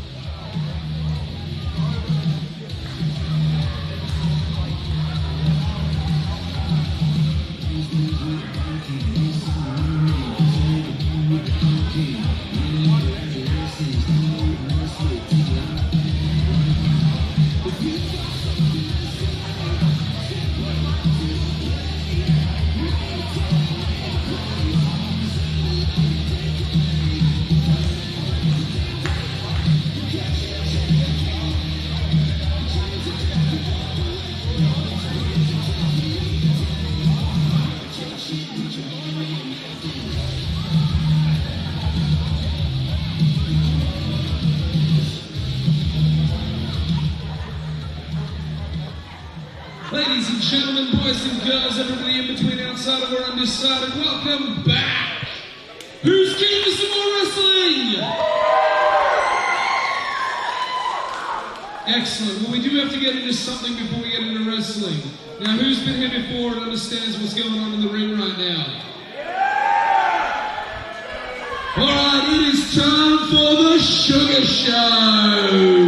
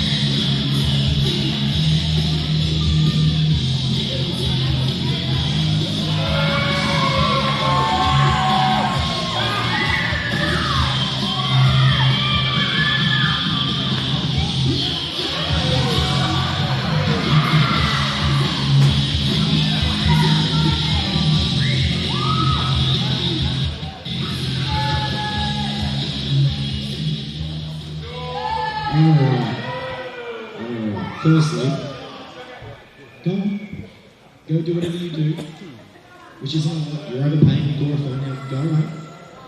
Go on. I like that he's also worn the same suit for about the past 3 years too. Can confirm it stinks. Go on. Shoot. Much better. Now I don't have to smell that runky soup. Right. Firstly, you might be wondering why I sound like I've been punched in the front. Sam Big Business Cannon has bruised my esophagus, and now I sound like this. He bruised his esophagus. You all cheer for me. Blaming Sam Cannon. The only thing that man has in common with something is that he's the size of a Big Mac. Anyway, moving on. Of course, him and Sam I feel Cannon like we really wrestled should know all you guys. in the VIP exclusive I match. feel like every time I come out, that's all. That's right, you've got to come along to You our guys cheer. QWA events Oh, he said something and I don't like it. to see those matches. And look, I really just wanted to say, absolutely nothing! I don't care what you losers think! You pay to see me! You pay to see this! But guess what? I don't care! Oh my god. I'm not sure there's one person here that paid to see this guy. You're still happy that I'm here. They're happy that I'm here. That's all right. I think his partner's in the crowd, maybe. I have two chairs. One's for me, obviously. Maybe his mum. I don't know. Once you think you're putting me on chairs, you're disgusting. Anyway, we're going to call that idiot. So, what have I done? I've gone and got the greatest QWA superstar of Germany here tonight. He is my friend. He is my mentor. And he is going to be the next QWA champion. Let's bring out Calling him his mentor and his friend. And the future QWA champion. Big words.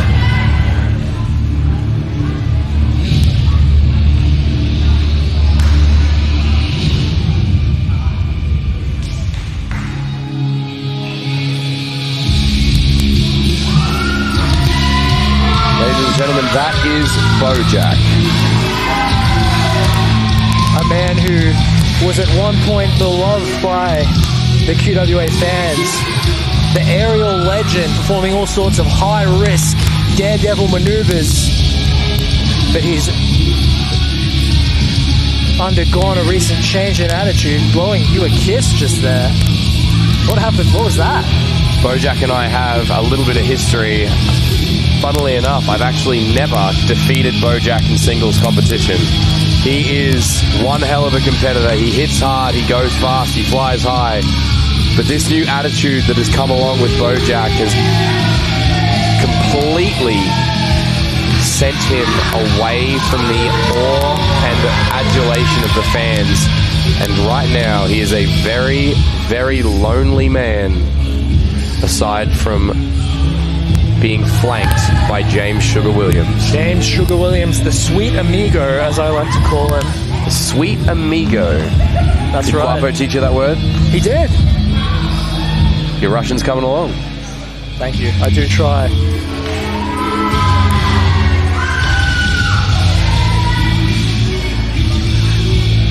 Well, I'll be interested to hear what Bojack has to say about this recent development, this partnership that they have been forming.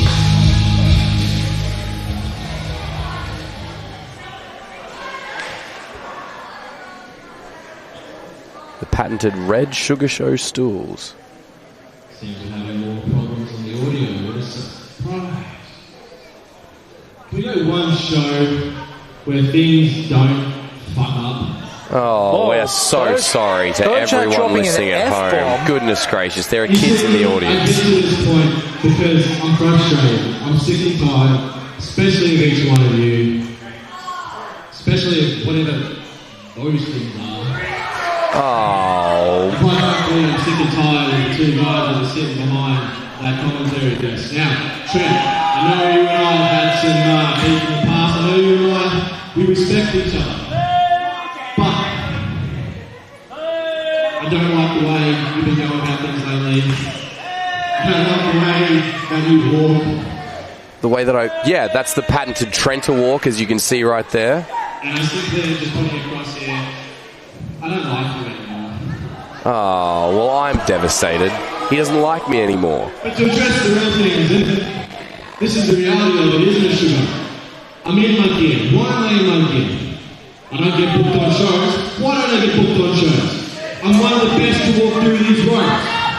Huh? I'm a former heavyweight champion. The shit I do in this ring, none of you can comprehend. Soon as my feet hit this top rope, greatness descends upon this mat. You clearly don't understand that. You clearly don't see that. You spent one night on commentary with me and you were happy to throw me aside. Is what it is. You weren't here last show and yet you were passing along messages to the big business Sam Cannon.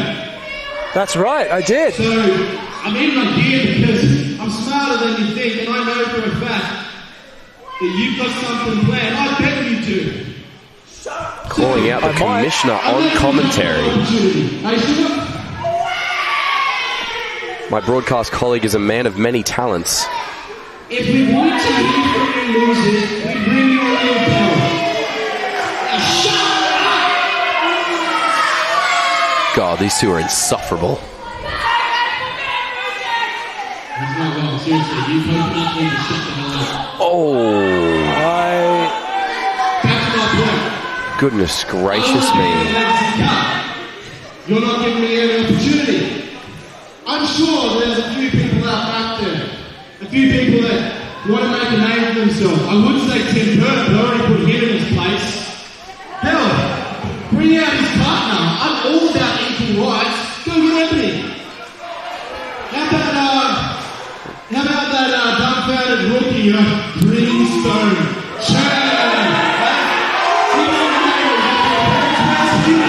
Well, this is just uncomfortable at this point. Bring me somebody! I'm sick and tired of waiting. I'm not challenges. I mean, Bojack is unhinged at this point. Give me my match. Now. Well, he's asking for a match. I mean, have you got anything planned If at he all? wants it, maybe. Oh my goodness, ladies and gentlemen, behind us. Well, he did call it out.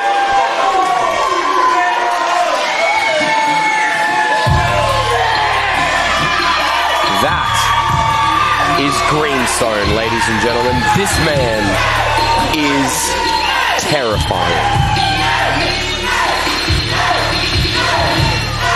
This is why you have to be incredibly careful with whose name you drop.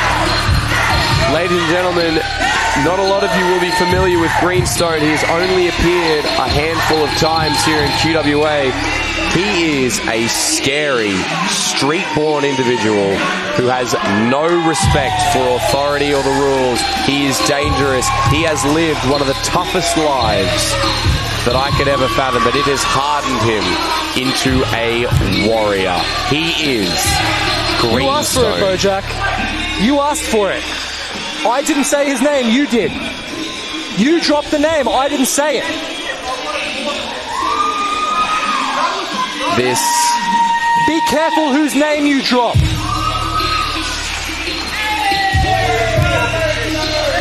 Bojack's eye seems to be faced towards you, Ultralove, but he needs to pay attention. Bojack said he wanted a match. He said he wasn't booked.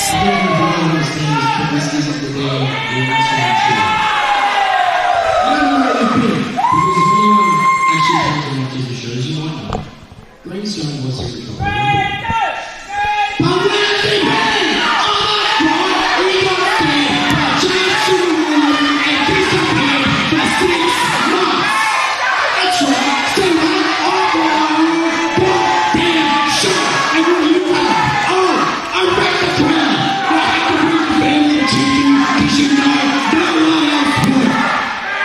Greenstone might kill this man. Obviously, you come out here because you think you've got a chance against the aerial legend, Bojack. And you're going to be honest.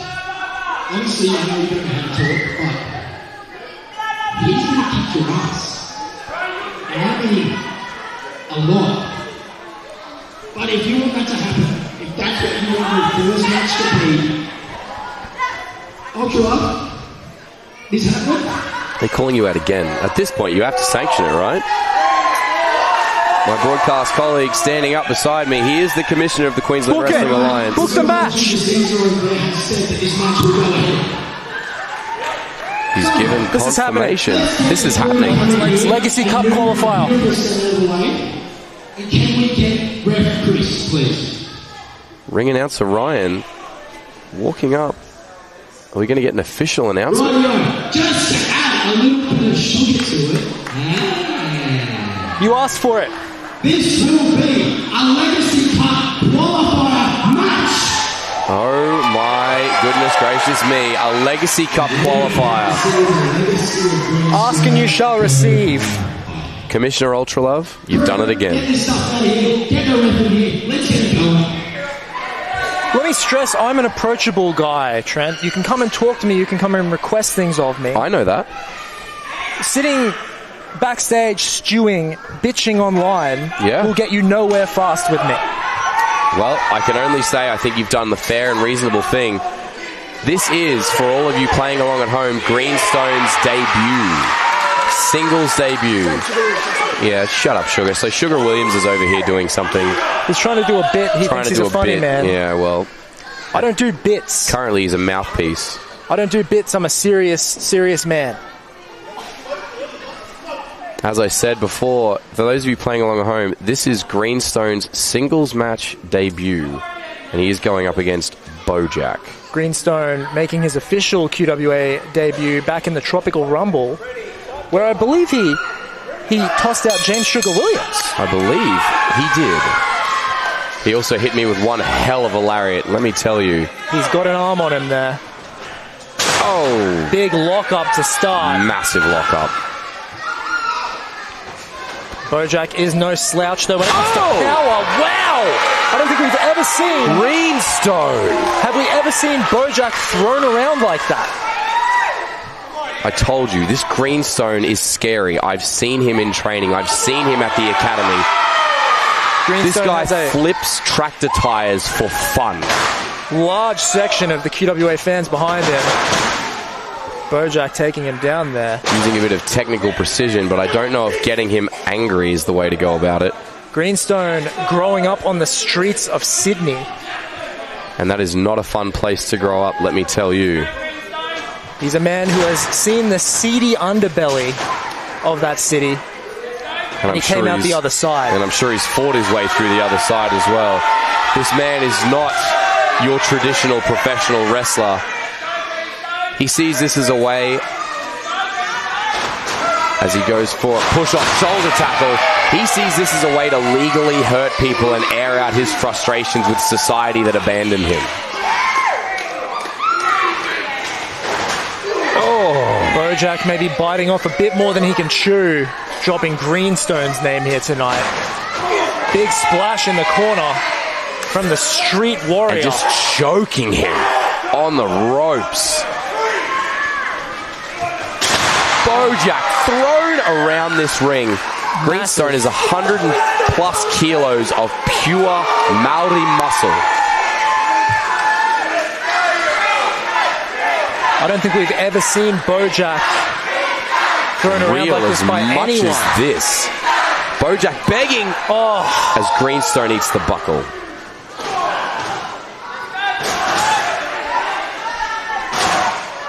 Now Bojack delivering those hands to the midsection of Greenstone. And let me put this to you, Ultralove. Greenstone is not a trained fighter.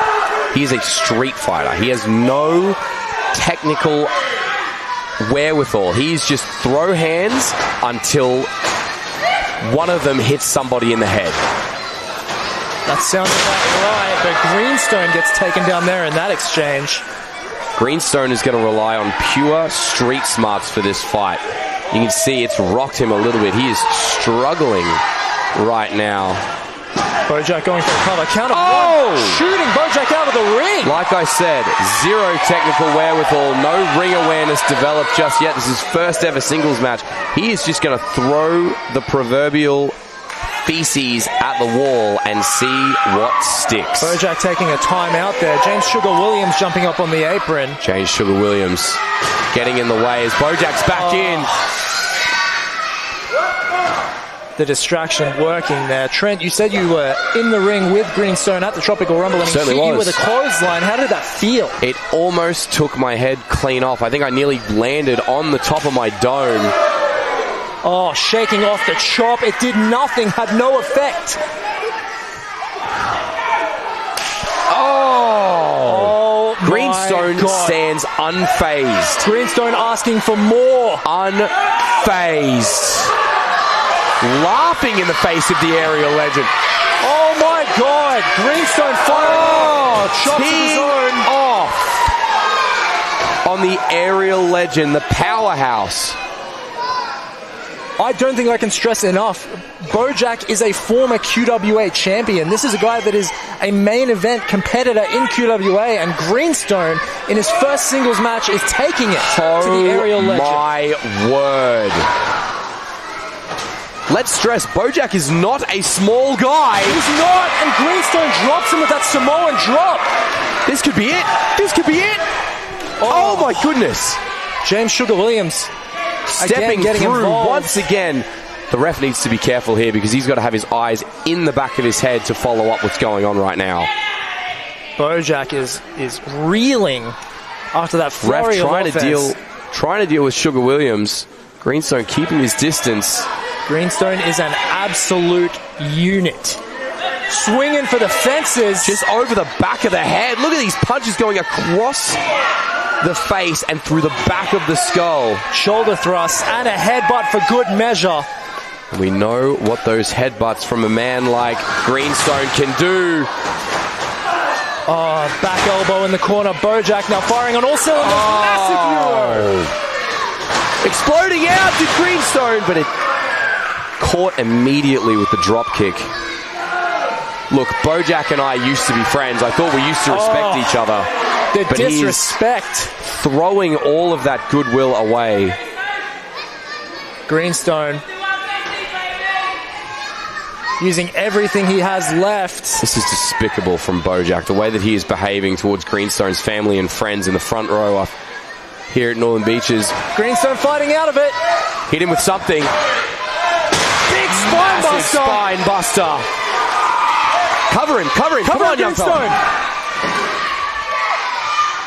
Sugar Williams I think may have stuck a boot in, possibly, or at least distracted the referee enough. Sugar Williams is walking a very dangerous line, continuing to get involved in this match. Got to get ejected at this point, surely. I'm super unsure of... I mean, the ref is always trying to call things down the middle. He doesn't want to eject his authority too much. I understand that. But Greenstone needs to keep his eyes on the prize here. What are we going for? Picking him Looks up like a on power his slam shoulders. Potentially. Look, I'd hate to try and be unbiased, but I'm kind of willing Greenstone on right now. I am too. The thumb to the eye, it looks... Oh! Water in the face! I'm not going to lie to you, Ultra Love. Oh! What? Look. This is disgusting. That was highway robbery, man. what we just witnessed there. So, James Sugar Williams is known not to just have water side stage. Here's Bojack. How about you come to me and ask me instead of bitching online? How about that? Well, Bojack coming in, feeding it to my broadcast colleague and my commissioner, my boss. And Ultra Love, James Sugar Williams is not known to have water ringside. It would not surprise me if there was a hint of vodka in that water to just really sting the eyes James of Greenstone. Making an absolute mockery of the legacy trials. But as it stands, oh my goodness, look to your right.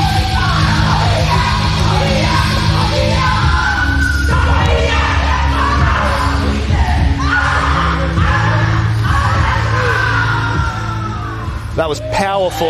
Chills, absolute chills. Ladies and gentlemen, that is the community group Thotta giving their blessing, a women's haka, giving their blessing to the career of Greenstone, who had a fantastic showing here tonight. Incredible debut for Greenstone. Unfortunately, the odds were stacked against him with James Sugar Williams being out there. Marred by the introduction or the influence of James Sugar Williams. But Greenstone, the street warrior, lives as a hero to his community, and hopefully... Hell of a performance against a former QWA champion, and Greenstone chants ringing out across the venue. Listen to the respect that this man has earned here tonight. Unbelievable. Might be something special on our hands with that one. Look, the QWA Academy has produced some superstars recently, but Greenstone is up there. We've had a tag team. How do we feel about a triple threat, everybody? Triple threat. Oh, I know exactly what match this is. And our crowd should be very excited. Here we go for the second time. That music will be familiar.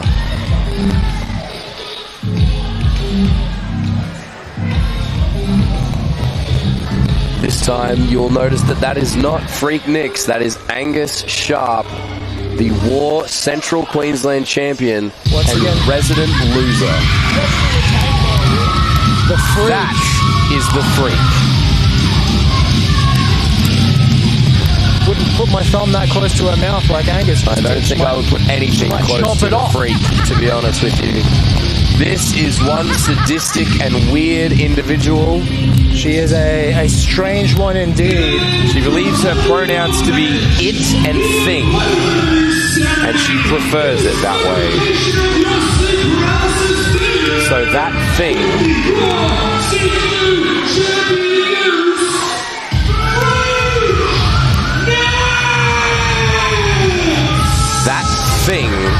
is one of the most unhinged products to come out of Wrestling Allegiance Rockhampton. Absolutely. Freak Nicks. And it looks like it's about to take over this ring. Freak Nicks, a very mischievous, conniving competitor. We first saw it aligned with Outlaws and Outsiders. Team of Edmund Blair, the newly returned Edmund Blair, Angus Sharp, and Freak Nicks caused havoc for the very brief period that they were in the Queensland Wrestling Alliance.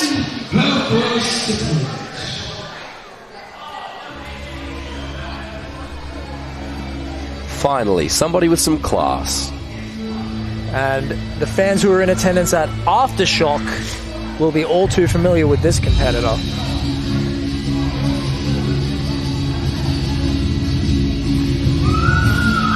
Ladies and gentlemen, that is handsome Billy Mack. This is a well-traveled and well-experienced female competitor who has won championships all over the country.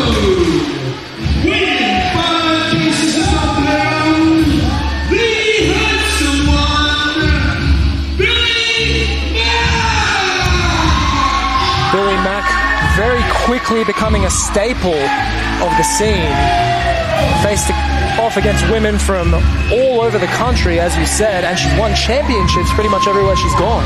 Former OPW Women's Tag Team Champion. She is only very young in her relative career, Ultra Love. Let's not forget that. And she has achieved already more than most could hope to in a lifetime. Handsome Billy Mack. That is correct. Handsome Billy Mack, of course, wrestled for the QWA back at Aftershock, but she was unfortunately injured in that match. Suffered a horrific foot injury and was unable to get the victory or even continue much of that competition. She will be looking to make up for lost time here looking tonight. For some redemption here.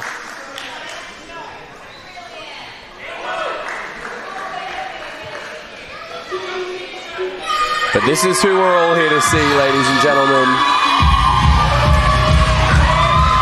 That is Ebony Angel, the heaven-sent Hellraiser herself, another product of the Queensland Wrestling Alliance Academy, still relatively young into her career.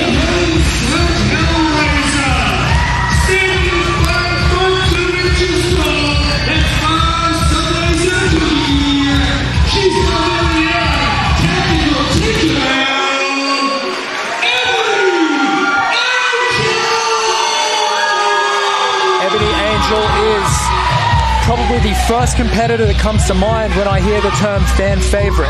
She is very well liked, very popular. She's a very kind human being. She works hard, and her story is one of perseverance, and it's a real feel-good story for anyone who thinks it's too late to follow your dreams. It isn't. Ebony started at the age of 43 in the world of professional wrestling. Most people think about wrapping up their careers. She believed it was time to get hers started, and that is the perseverance that we at the QWA applaud, and she has become a very fierce competitor in her own right.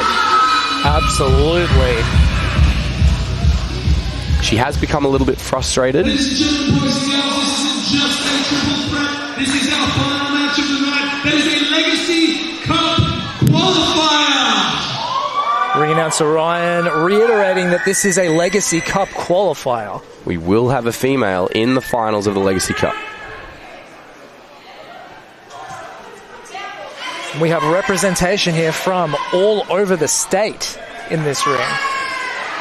You're absolutely right. Billy Mack representing the Southeast, and then you've got the Freak representing Wrestling Allegiance Rockhampton, and Ebony Angel, born and bred here in Townsville. Senior official, the ref, doing his due diligence, checking the competitors for foreign objects. Really excited for this match, Ultra Love, to really see how these competitors will interact, especially when you add in the Freak. Trent, I've loved to watch the women's wrestling scene grow here in Townsville over the last couple of years. Ebony Angel almost pioneering a movement here in QWA. She absolutely has, and when she came through the academy, it was absolutely phenomenal to see how much she cared about women's wrestling. As she ties up with Freak, and Billy Mack takes a step back. Oh! Ebony Angel, of course, has history with Freak. They have faced off numerous times here in QWA. They certainly have, and the issue with triple threats now is Billy Mack gets involved. Because there are no friends, only enemies, but at times those enemies can work together. Freak taken down by Ebony Angel. And as Billy Mack focuses on Freak, sort of wondering why she rushed in so quickly, Ebony Angel has got the upper hand. Billy Mack, as you said, is quite young in her career, but she is the veteran competitor compared to these other two. She certainly is. Quick kick out at one. She knows that the longer you stay down, the more... Oh my goodness, she is losing her mind here. She's the handsome one. She got hit in the face. Yeah, I mean... That's the moneymaker right there. And there's the Freak almost clawing Ebony Angel out. Something like out of a horror movie. The Freak is, of course, aligned with Angus Sharp, formerly Edmund Blair. Two very violent individuals. Ebony Angel thrown into the ring post by the sadistic Freak. Freak continuing that trend. And now she's got Billy Mack to contend with, and it looks like, for the moment at least, Ebony Angel is subdued. The Freak, I'm unsure if she's mocking. That's what I said. Don't put anything near her face. She'll bite it off. I don't know what's happening right now. Billy Mack, I don't think you want to be doing that. She's gonna bite your hand. Okay. Cannot trust. Oh, I was going to say you can't trust the Freak, but you can't trust Billy Mack. Apparently. Billy Mack, a veteran competitor, like she said, she only cares about the W. Quick kick out at one by the Freak. Oh, Freak. Oh, and that is not necessarily something. That is quite disturbing indeed. The Freak, a very flexible individual, is naturally very horror movie in the way that she moves. Billy Mack just trying to get something. Oh, Freak! We've seen her do that before. Backs handstand into the head scissors.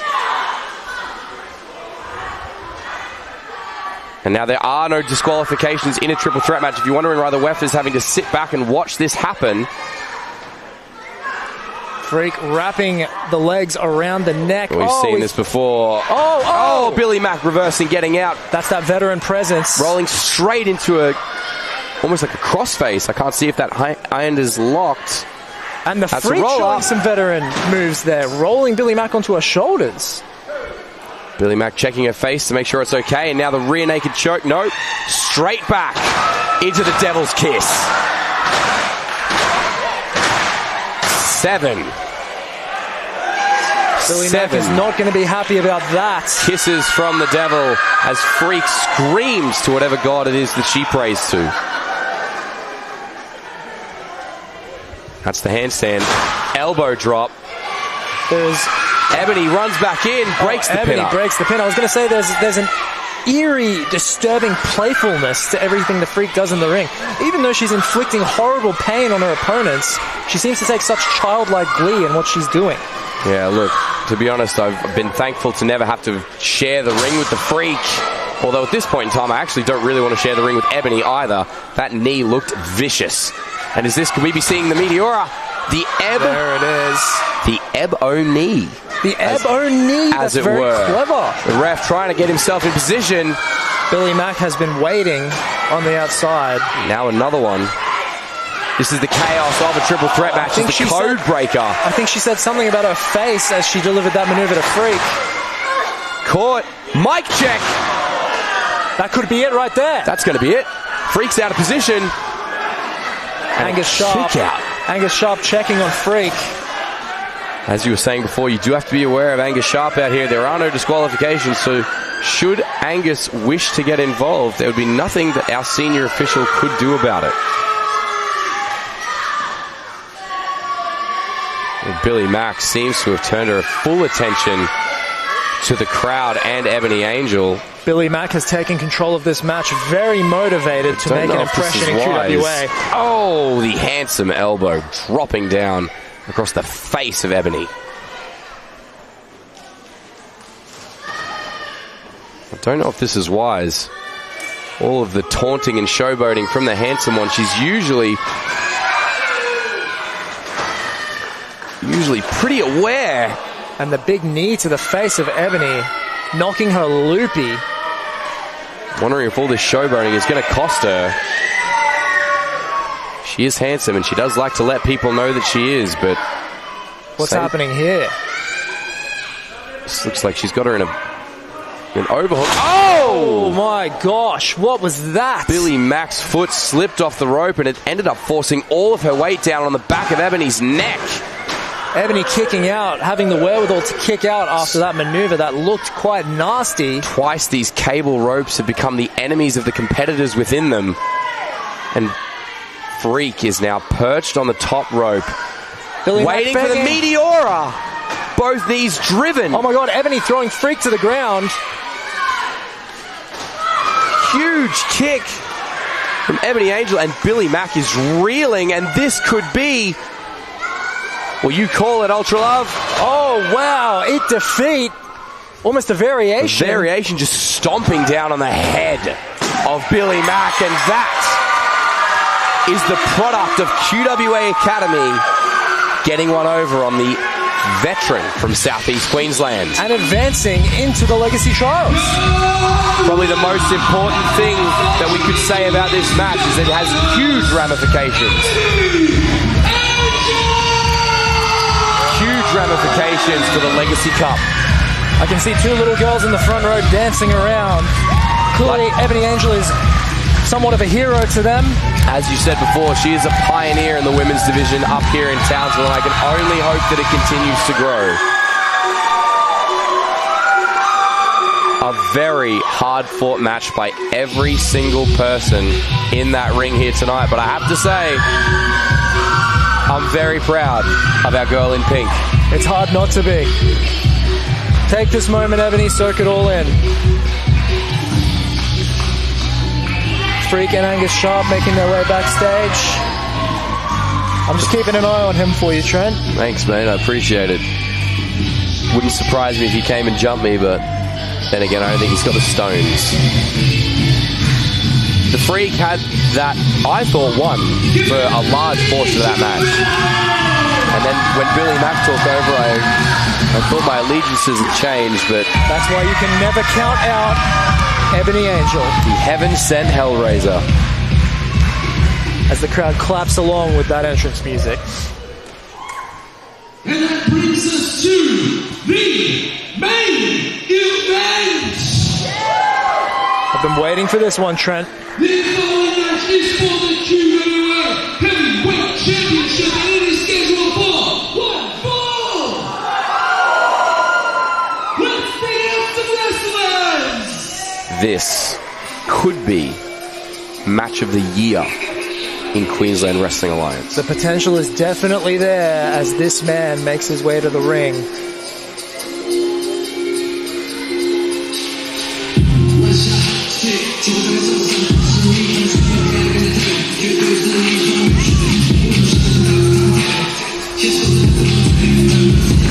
And there he is, the man himself.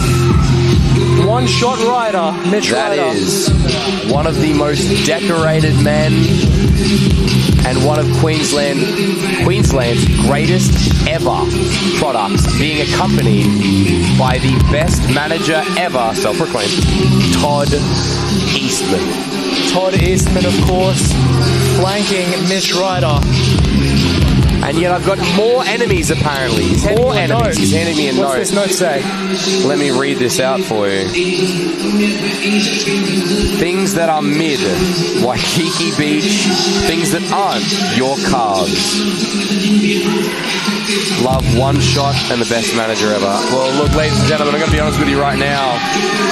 I went out on a limb today and I didn't wear long pants because I really thought I'd been working hard at the gym. I thought my calves will work on show, but they are a sore point for me. And to have them called out like that is... that's hurt a lot. I think your calves are looking good, Trent, if that means anything. I appreciate that, Commissioner. I didn't know that was such a sore point until it got called out. That's fine. It's okay, buddy. Thanks, Don't worry. buddy. Let's just call the match. Yeah, no, I'm locked in. I'm sorry.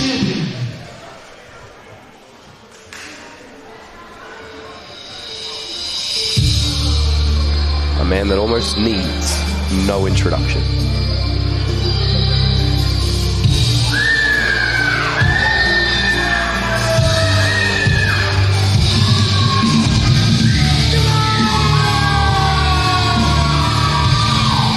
Those purple lights can only mean one thing.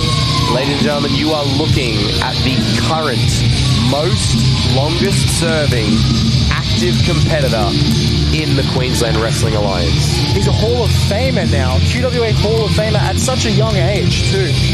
Unbelievable. Look, to be quite honest with you, outside of myself, he is one of the most recognizable faces in QWA. If it weren't for me, he would be the QWA guy.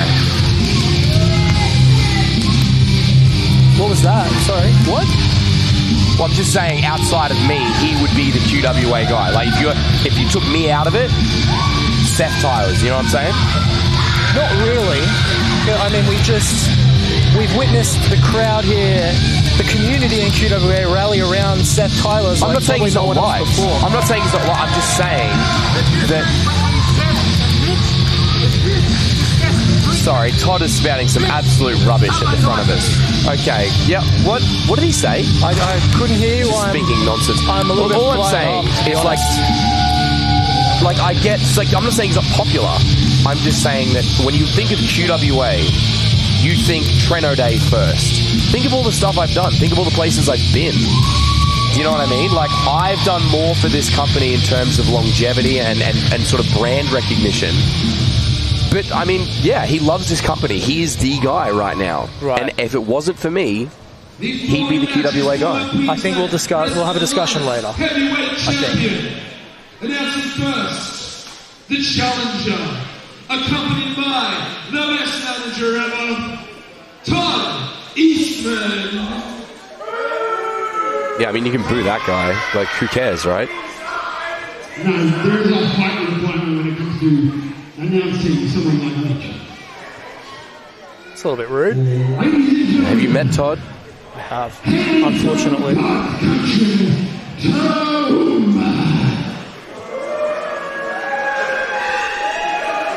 He weighs in at 185 pounds. Ladies and gentlemen, the best around has come to your town. One shot.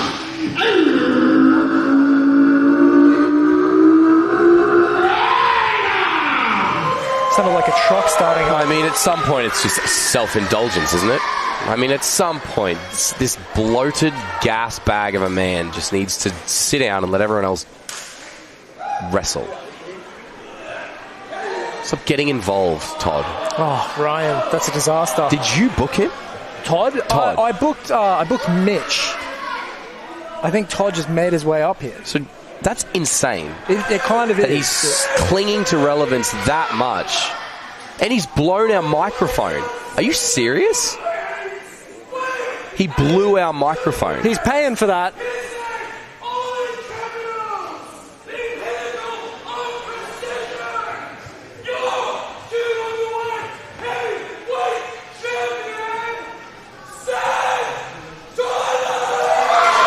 Well, yeah, I mean, we're really sorry to those at home. Todd Eastman blew our microphone. Pause. Blew out the microphone. And so now Ryan's got to do... Ring announcer Ryan has to do a vocal introduction. Incredible job, by the way. I mean, a fantastic job. Just take that out of Mitch's match fee as well. Yeah, the booking fee. I'll take that out of the booking fee. You're right. Take it out. I mean, see if we can get that fixed, I guess. He's got Ben Franklin on his jacket there. So. Is that who that was? I think so. Look, that's a massive... I've got no idea. He's on the $100 note in the US, so he clearly comes from money, so he can pay for the mic. The jacket looks like it cost about $4, to be honest with you, but we'll digress. This is a highly anticipated matchup, regardless of my feelings toward Todd Eastman or Mitch Ryder. Your feelings towards Seth Tyler's too, apparently. I don't feel negatively about Seth Tyler's. This whole narrative that he's the QWA guy just doesn't sit well with me. Right. I just don't think he's that guy. He's the guy currently here. But I mean, like, I've been to EPW, I've been to PWL consistently. Former Queensland openweight champion. Like, you want to talk about most decorated? I actually think I might be it. You understand the point of a commentary gig is you're supposed to be gassing up. I did gas him up. I'm saying he's an incredible competitor. I've got nothing against his wrestling ability. He's a fantastic competitor. All right. Let's just call the match. Sure.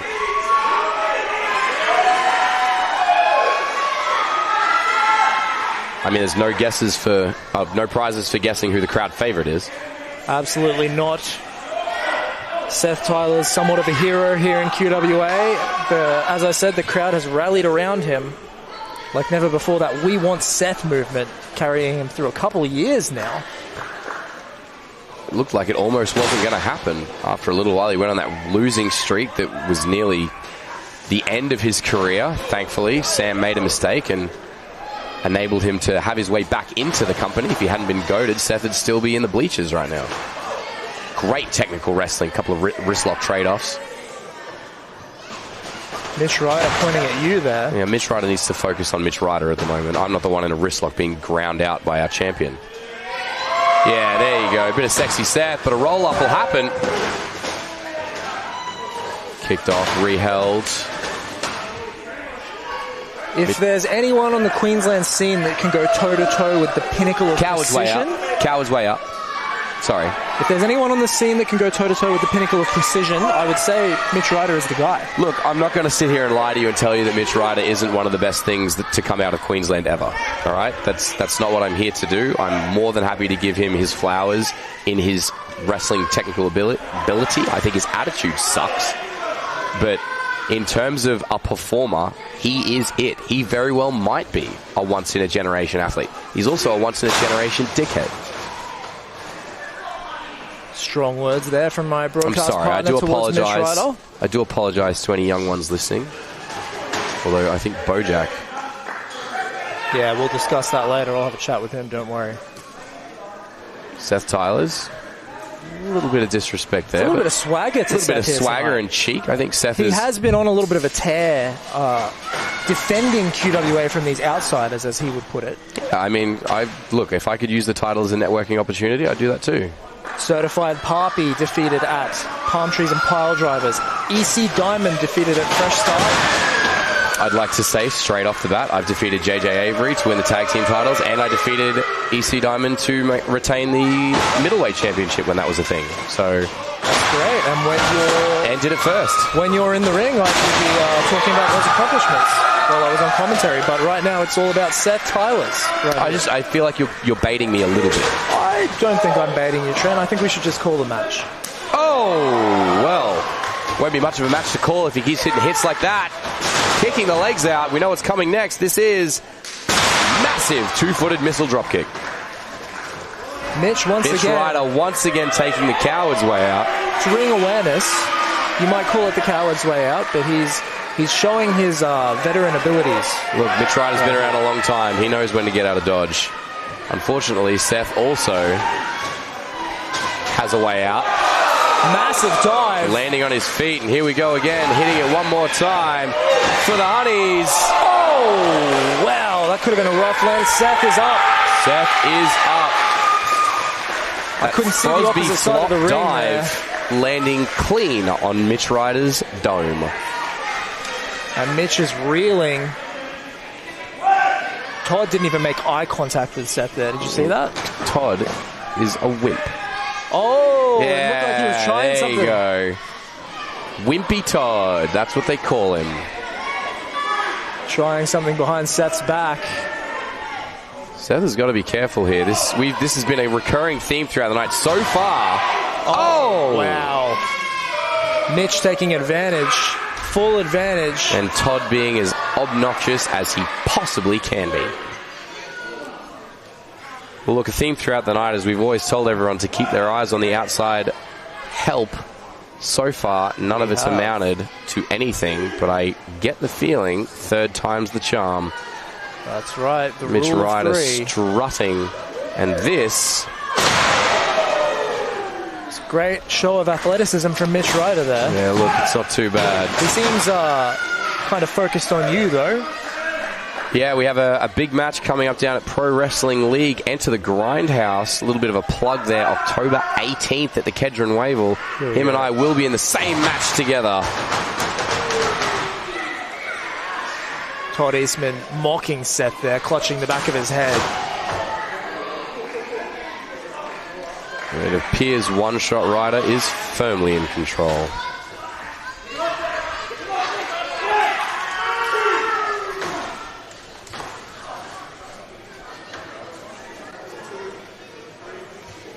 Oh, wow, look at this. Look at this. Well, of course it is. Choking Seth on the and throwing a few cheeky forearms to the back of the neck. Those shots down on Seth's neck.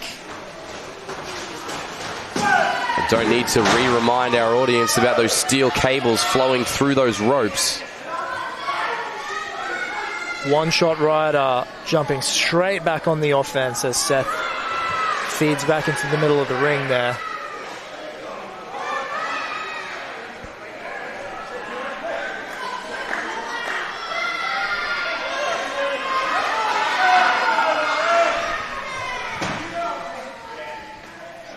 Todd Eastman is a grub. He is a reprehensible human being. He is a reprehensible manager. I'm supposed to remain impartial. Look, you don't need to. I'll remain impartial for you. Sorry, I will break that impartiality for you. Todd Eastman is a loser.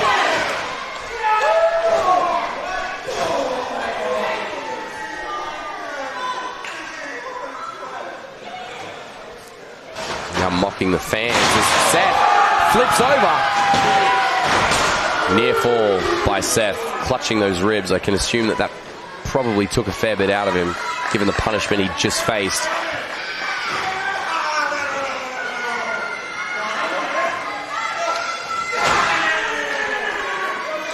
Breaking away. This One is... Shot Rider holding on. Oh! Gets a chop for his trouble. For his troubles. Seen that tackle. Oh! That was, you want to call Seth Tyler's the pinnacle of precision? That was a precision drop kick right there. To the nose. You talk about One Shot Rider. That was one shot that Seth will not forget. He might be out, Ultra Love. You might need to check on your boy. Well, that's at the discretion of the ref. Of course, senior official, the ref, also a Hall of Famer. He's a man we can always trust to call it down the middle and look out for the welfare of our competitors. Over 500 matches to his name. Seth trying to throw some right hands, trying to get anything back. Mitch driving the knee. And now Mitch throwing some rights of his own.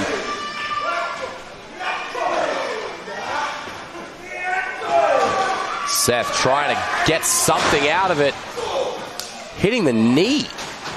I've seen Seth utilize this tactic before, kicking the shin straight into that over-the-rope DDT. Spiking him right on the top of the dome.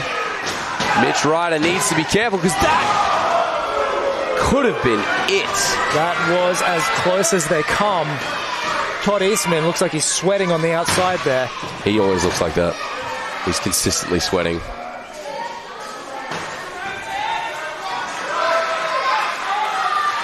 Seth looking out to the crowd for a little bit of motivation, a little bit of adrenaline. He's fired up. Fired up, trying to get some people behind him. Massive. We're in sync there, partner. Bet your cotton socks, my commissioner. Seth trying to ride this wave. Beating the tar out of one-shot Mitch Ryder right now.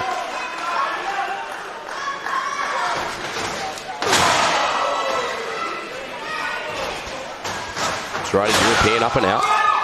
Pele kick. Feeding through. This could be it. The patella driver. Set up. Over the top. Down on the back of the head. That was as solid a patella driver as I've seen. That is it, ladies and gentlemen. That is... Oh, this guy. Of course. What is well the deal done. with this guy? No, perfect. Yeah, cool. Oh! Hey! Todd Eastman has just decked the ref at ringside. What? You are kidding. Todd Eastman has just punched the ref. I, as commissioner, should probably get involved here, but it looks like Todd Eastman is about to get his just desserts. I mean, surely Seth just kicks his chin in, no? I think I'm going to let this happen. All right. I trust you. I think I'm going to let this happen. Look, in life, ladies and gentlemen, sometimes justice is served. Oh, never mind. Taken. Unfortunately, you ridiculous toad, there is no referee. Fire by. Wait a minute. Oh my God. Oh, wait, that's Tim Hayden. That's Tim Hayden. No.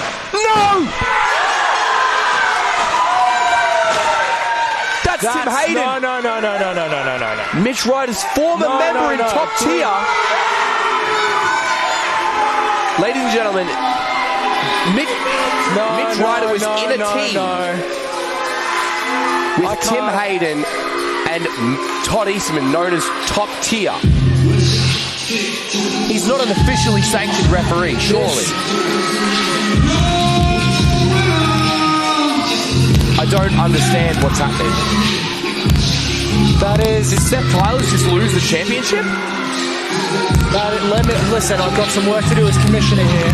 Sure, I mean, take it away. I mean, you have to do this. Just give me a moment.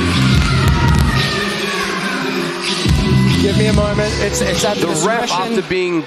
It's at the discretion of our senior official. Yes, okay. A little bit of justice. This is at the discretion of the ref. Ladies and gentlemen, Tim Hayden was an officially appointed referee for the evening, but I'm unsure of when his refereeing license expires. He was an officially appointed ref for that match.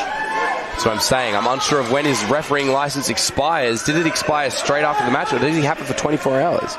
I don't know what the National Refereeing Authority... Top tier, clearly conspiring, and they're jumping. And now they're jumping Seth Tyler's. This is too much. This is too much. You've got to do something. Oh, wait a minute. That's Sam Cabot. Give me a second. Well, ladies and gentlemen, Commissioner Ultralove has just left the broadcast position. Get the feeling that he has some commissioning to do. Hold on.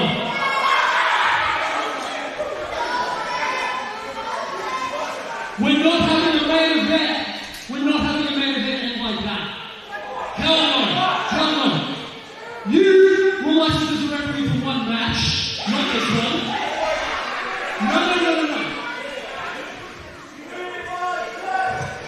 And you're not going to inspire and come here and ruin the main event. That's not happening. Hell no. I will do it and put you. I don't know how to do it. Commissioner Ultralove laying the law down. You want that? All right. The way I see it, we've got a tag team here. Oh, this is juicy. We got next level here. Next level? You know next level? The crowd is going mental because we can all see how this is turning out. Why don't we have ourselves a little tag team match right now? Oh, dear, we are in trouble. It's going to be next level. You got 4 main event athletes plus 20 A little bit of Argus filch for everyone. The match right now. Incredible. Ultralove has just made this match official. It is going to be next level. The team of Sam Cannon and Seth Tylers versing top tier Tim Hayden and Mitch Ryder. And whilst, Commish, I completely respect what you've done here, this is not a good start for next level as Tim Hayden and Mitch Ryder. It's all breaking down. Todd Eastman's got some sort of issue with me now. He's carrying on. I don't even know what he's saying. I can't hear him from here. He's speaking South Australian. Anyway, we're back down again.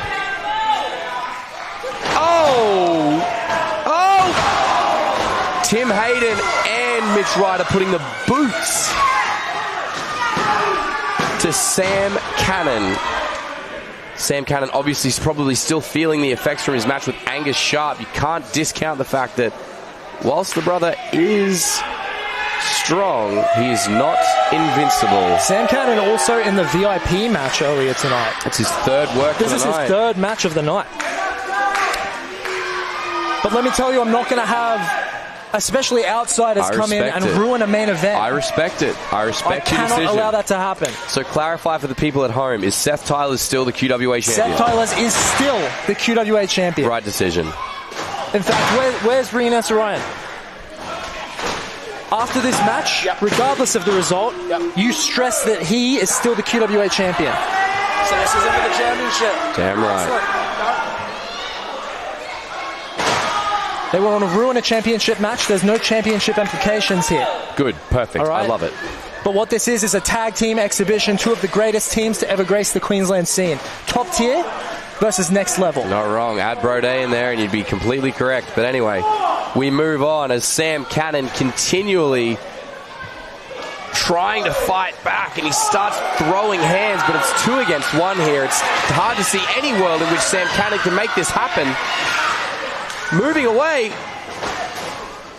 Sam Cannon second-guessed himself there. It is deceptively longer. Oh, Tim Hayden. These guys are a well-oiled machine. Double clothesline. Big business getting it done. I'm sorry, but I have a dog in this fight. Hey, we all do at this point. I have personal history with Next Level. If people want to come here and take our championships from us and treat us the way that they have come in and treated us, you pick whatever dog you need. If I wasn't the commissioner, I would be right there. Oh, my. I would be right there managing Next Level so Todd Eastman couldn't pull moves like that. Absolutely ridiculous. You've gone one-on-one as a manager with some of the greats. Marty Jones, for example. That didn't end well for me. No, I believe you got a cane to the groin, I sure did. Well, sometimes you get what you get and you don't get upset. But right now, Sam Cannon is getting it from Tim Hayden, and Seth Tylers looks completely motionless on the outside. Top tier, of course, an incredibly decorated team. Wrestling all over the state and interstate as well. Wrestled for the NWA, they wrestled for the World Series Wrestling. They have wrestled everywhere. They have credentials, but let's not count out Next Level. Well, when you get two of the most decorated champions in the history in a team together, it's bound to create success. Not to mention both of them are fierce tag team competitors. That is correct. Sam Cannon fighting for his life in the corner right now. Unfortunately, what you do have is a completely worn down man in Sam Cannon and a completely fresh one in Tim Hayden. The odds are stacked against Next Level right now. Sam doing his best to start fighting back. Look at that. The strength of the big man. Throwing him. Let's go, Sam. I am enthralled watching this right now as my tag team partner down in Pro Wrestling League begins to reach for the man who could possibly turn the tide of this matchup. Oh! Yes! I am so sorry. But if you did not catch that, Seth Tyler's just kicked the piss out of Todd Eastman on the outside. And now we are rocking and rolling. This is what I've came to see. If you added that little punk fish-faced looking weasel whiplash in there, I promise you it'd be a happy day for Trent O'Day. But I'm good enough seeing this. Drop kicks into the corner to corner to top tier. Assisted by Sam Cannon. Seth wheeling out.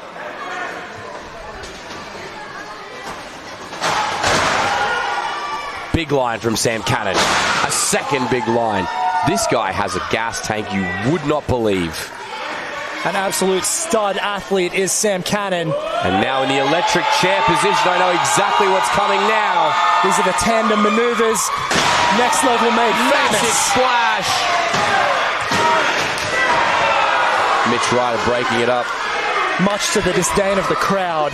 Look, I've been a tag team wrestler for some time. That's just good awareness, unfortunately. Nothing wrong with a breakup. Mitch Ryder looks absolutely rocked, but he fires off. Oh, Sam Cannon nearly falling on Todd Eastman. I wish he did. Inverted butterfly suplex. And enziguri from Tim Hayden. Here comes the big fella. Oh, huge boots. I mean, it is just broken down out here. I can't tell who's legal. Can you? I don't know who's legal right now. The ref needs to make a regain judgment control. call. This is one of the hardest parts of being a referee, is trying to figure out who exactly is legal in this match. As the pop over German. My God, the strength of one shot right. Oh my God. Oh, and Seth Tyler's saving a certain defeat. Pushing Mitch Ryder on to Tim Hayden and breaking the pinfall up. I'm sorry, there's no way Sam's kicking out of that. I've seen that big man be taken down plenty of times, but being dumped on his head at the size that he is, there was no way he was kicking out of that. Todd Eastman unfortunately looks to be stirring. I had no problem with this guy before tonight. Zero. I had all the problems with him. Have you listened to Wrestle Radio Australia? I love Wrestle Radio Australia. Big ups my boy Lachlan Albert. Big ups my boy Jamie. Big ups my boy Jeff. Todd, sack of garbage. But you should listen to Wrestle Radio Australia. Just don't pay any attention to what Todd says. Next Level chants ringing out. And you can see it. There is not a single audience member right now on their phone. They are gripped by the wrestling that they are seeing in front of them. Every shot is ringing out through this place in perfect synchronicity.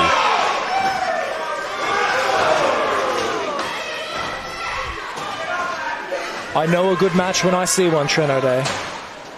It's a shame it's between two scumbags. Oh my God! Seth Tyler's turning Tim Hayden's momentum against Mitch Ryder. I think Tim may have just gotten Mitch in the unmentionables. Oh, well, he definitely got there. Super kick.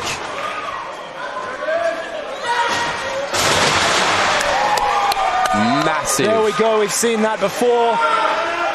Oh, Beautiful. execution, super kick.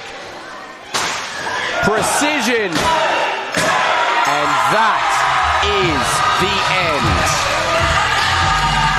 That was a main event. That was a worthy main event. That was one hell of a matchup, Ultra Love. You've done it again, my friend. Just to reiterate, there were no title implications in this match. Seth Tylers is still your Queensland Wrestling Alliance champion, but more so, next level are your tag team victors.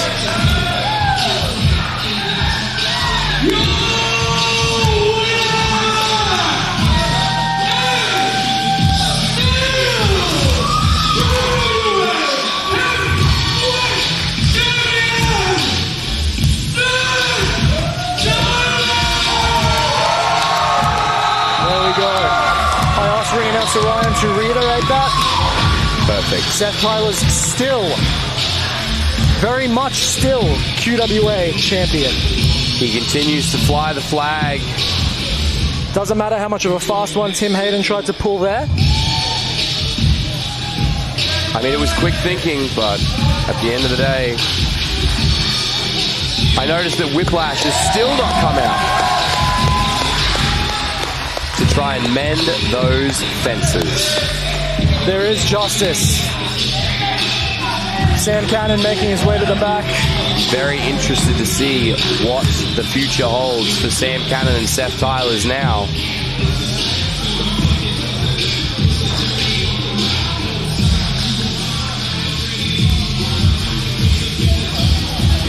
Oh, let me guess. Now I assume this is going to be a big, sad, hug-it-out story for Top Tier and Tim Hayden. Let's turn the house lights on. Can we go? Seth Tylers once again proving why he is the man here in QWA. He is a man, that is for sure.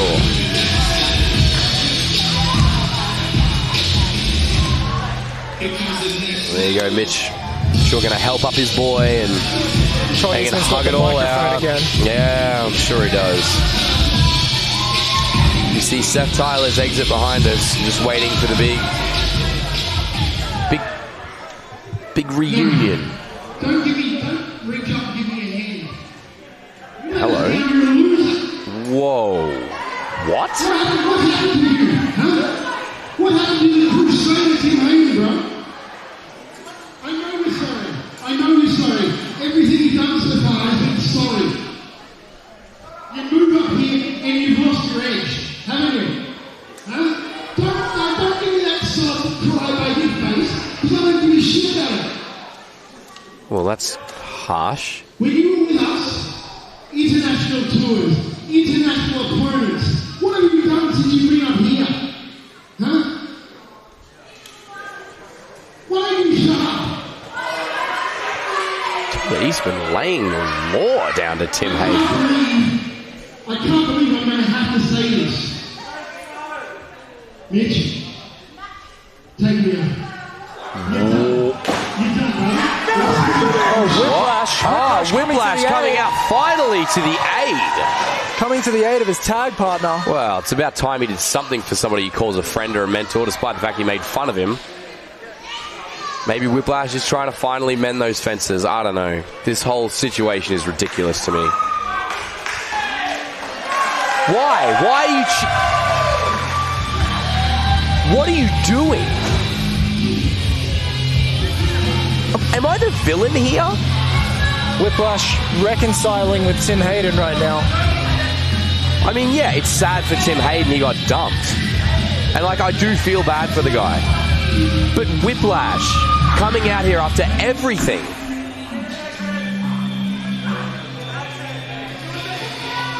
This is... What is happening?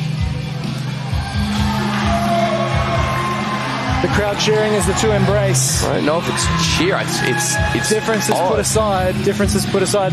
Oh! Oh! I think this is insane. I'm so sick of this little weasel just berating people that have called him. Oh my God. a mentee. Wait, He's a trainee. He's attacking his mentor. Oh my God! Oh my God! That's it. Yeah, Trent O'Day is running to the ring.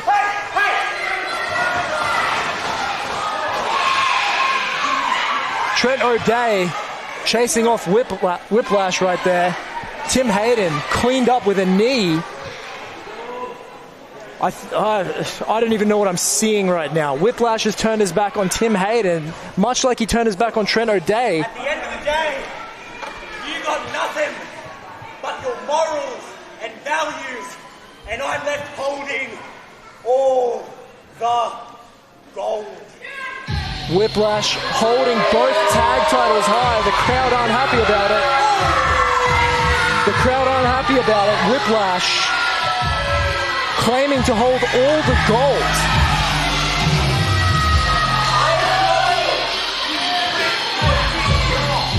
Maybe the most unlikely person that we could think of making the save for Tim Hayden.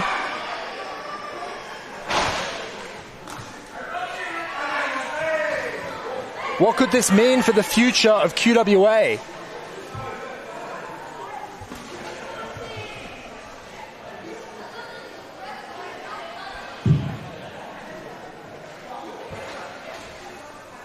I told you so, bitch. Oh, wow. Strong words from Trent. And ladies and gentlemen, I think that might be all we have time for this evening. Trent O'Day making his way to the back.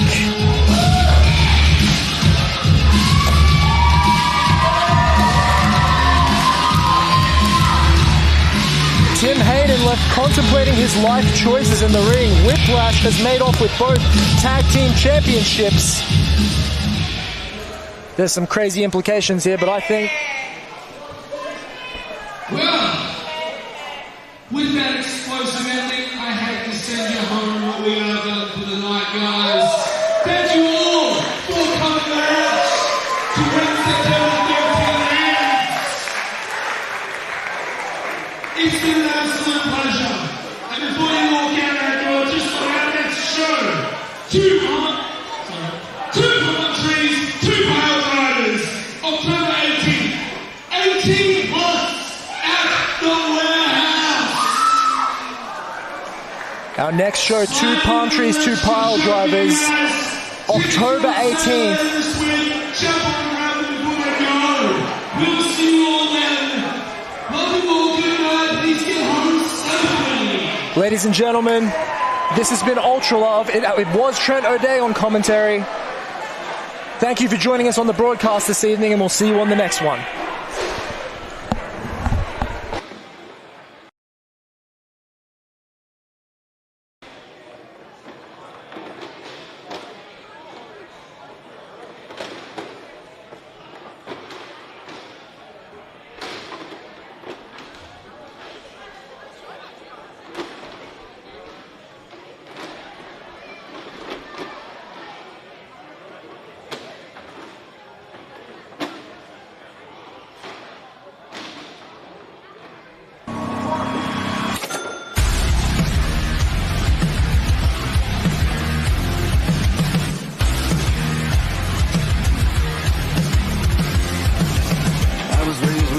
backhand. Yes, sir, and no man. Crushing every problem with the cocaine.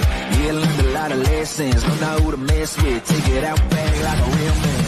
If you got something to say, step on up to the plate. Name a time, name a place. You signed the line, got debt to pay. The word ain't worth a damn dime. Go cash that check, you can't write. The chips and jack can walk away. So here's a tip for you to take. Wanna talk shit, put your money where your mouth is. Put your money where your mouth is.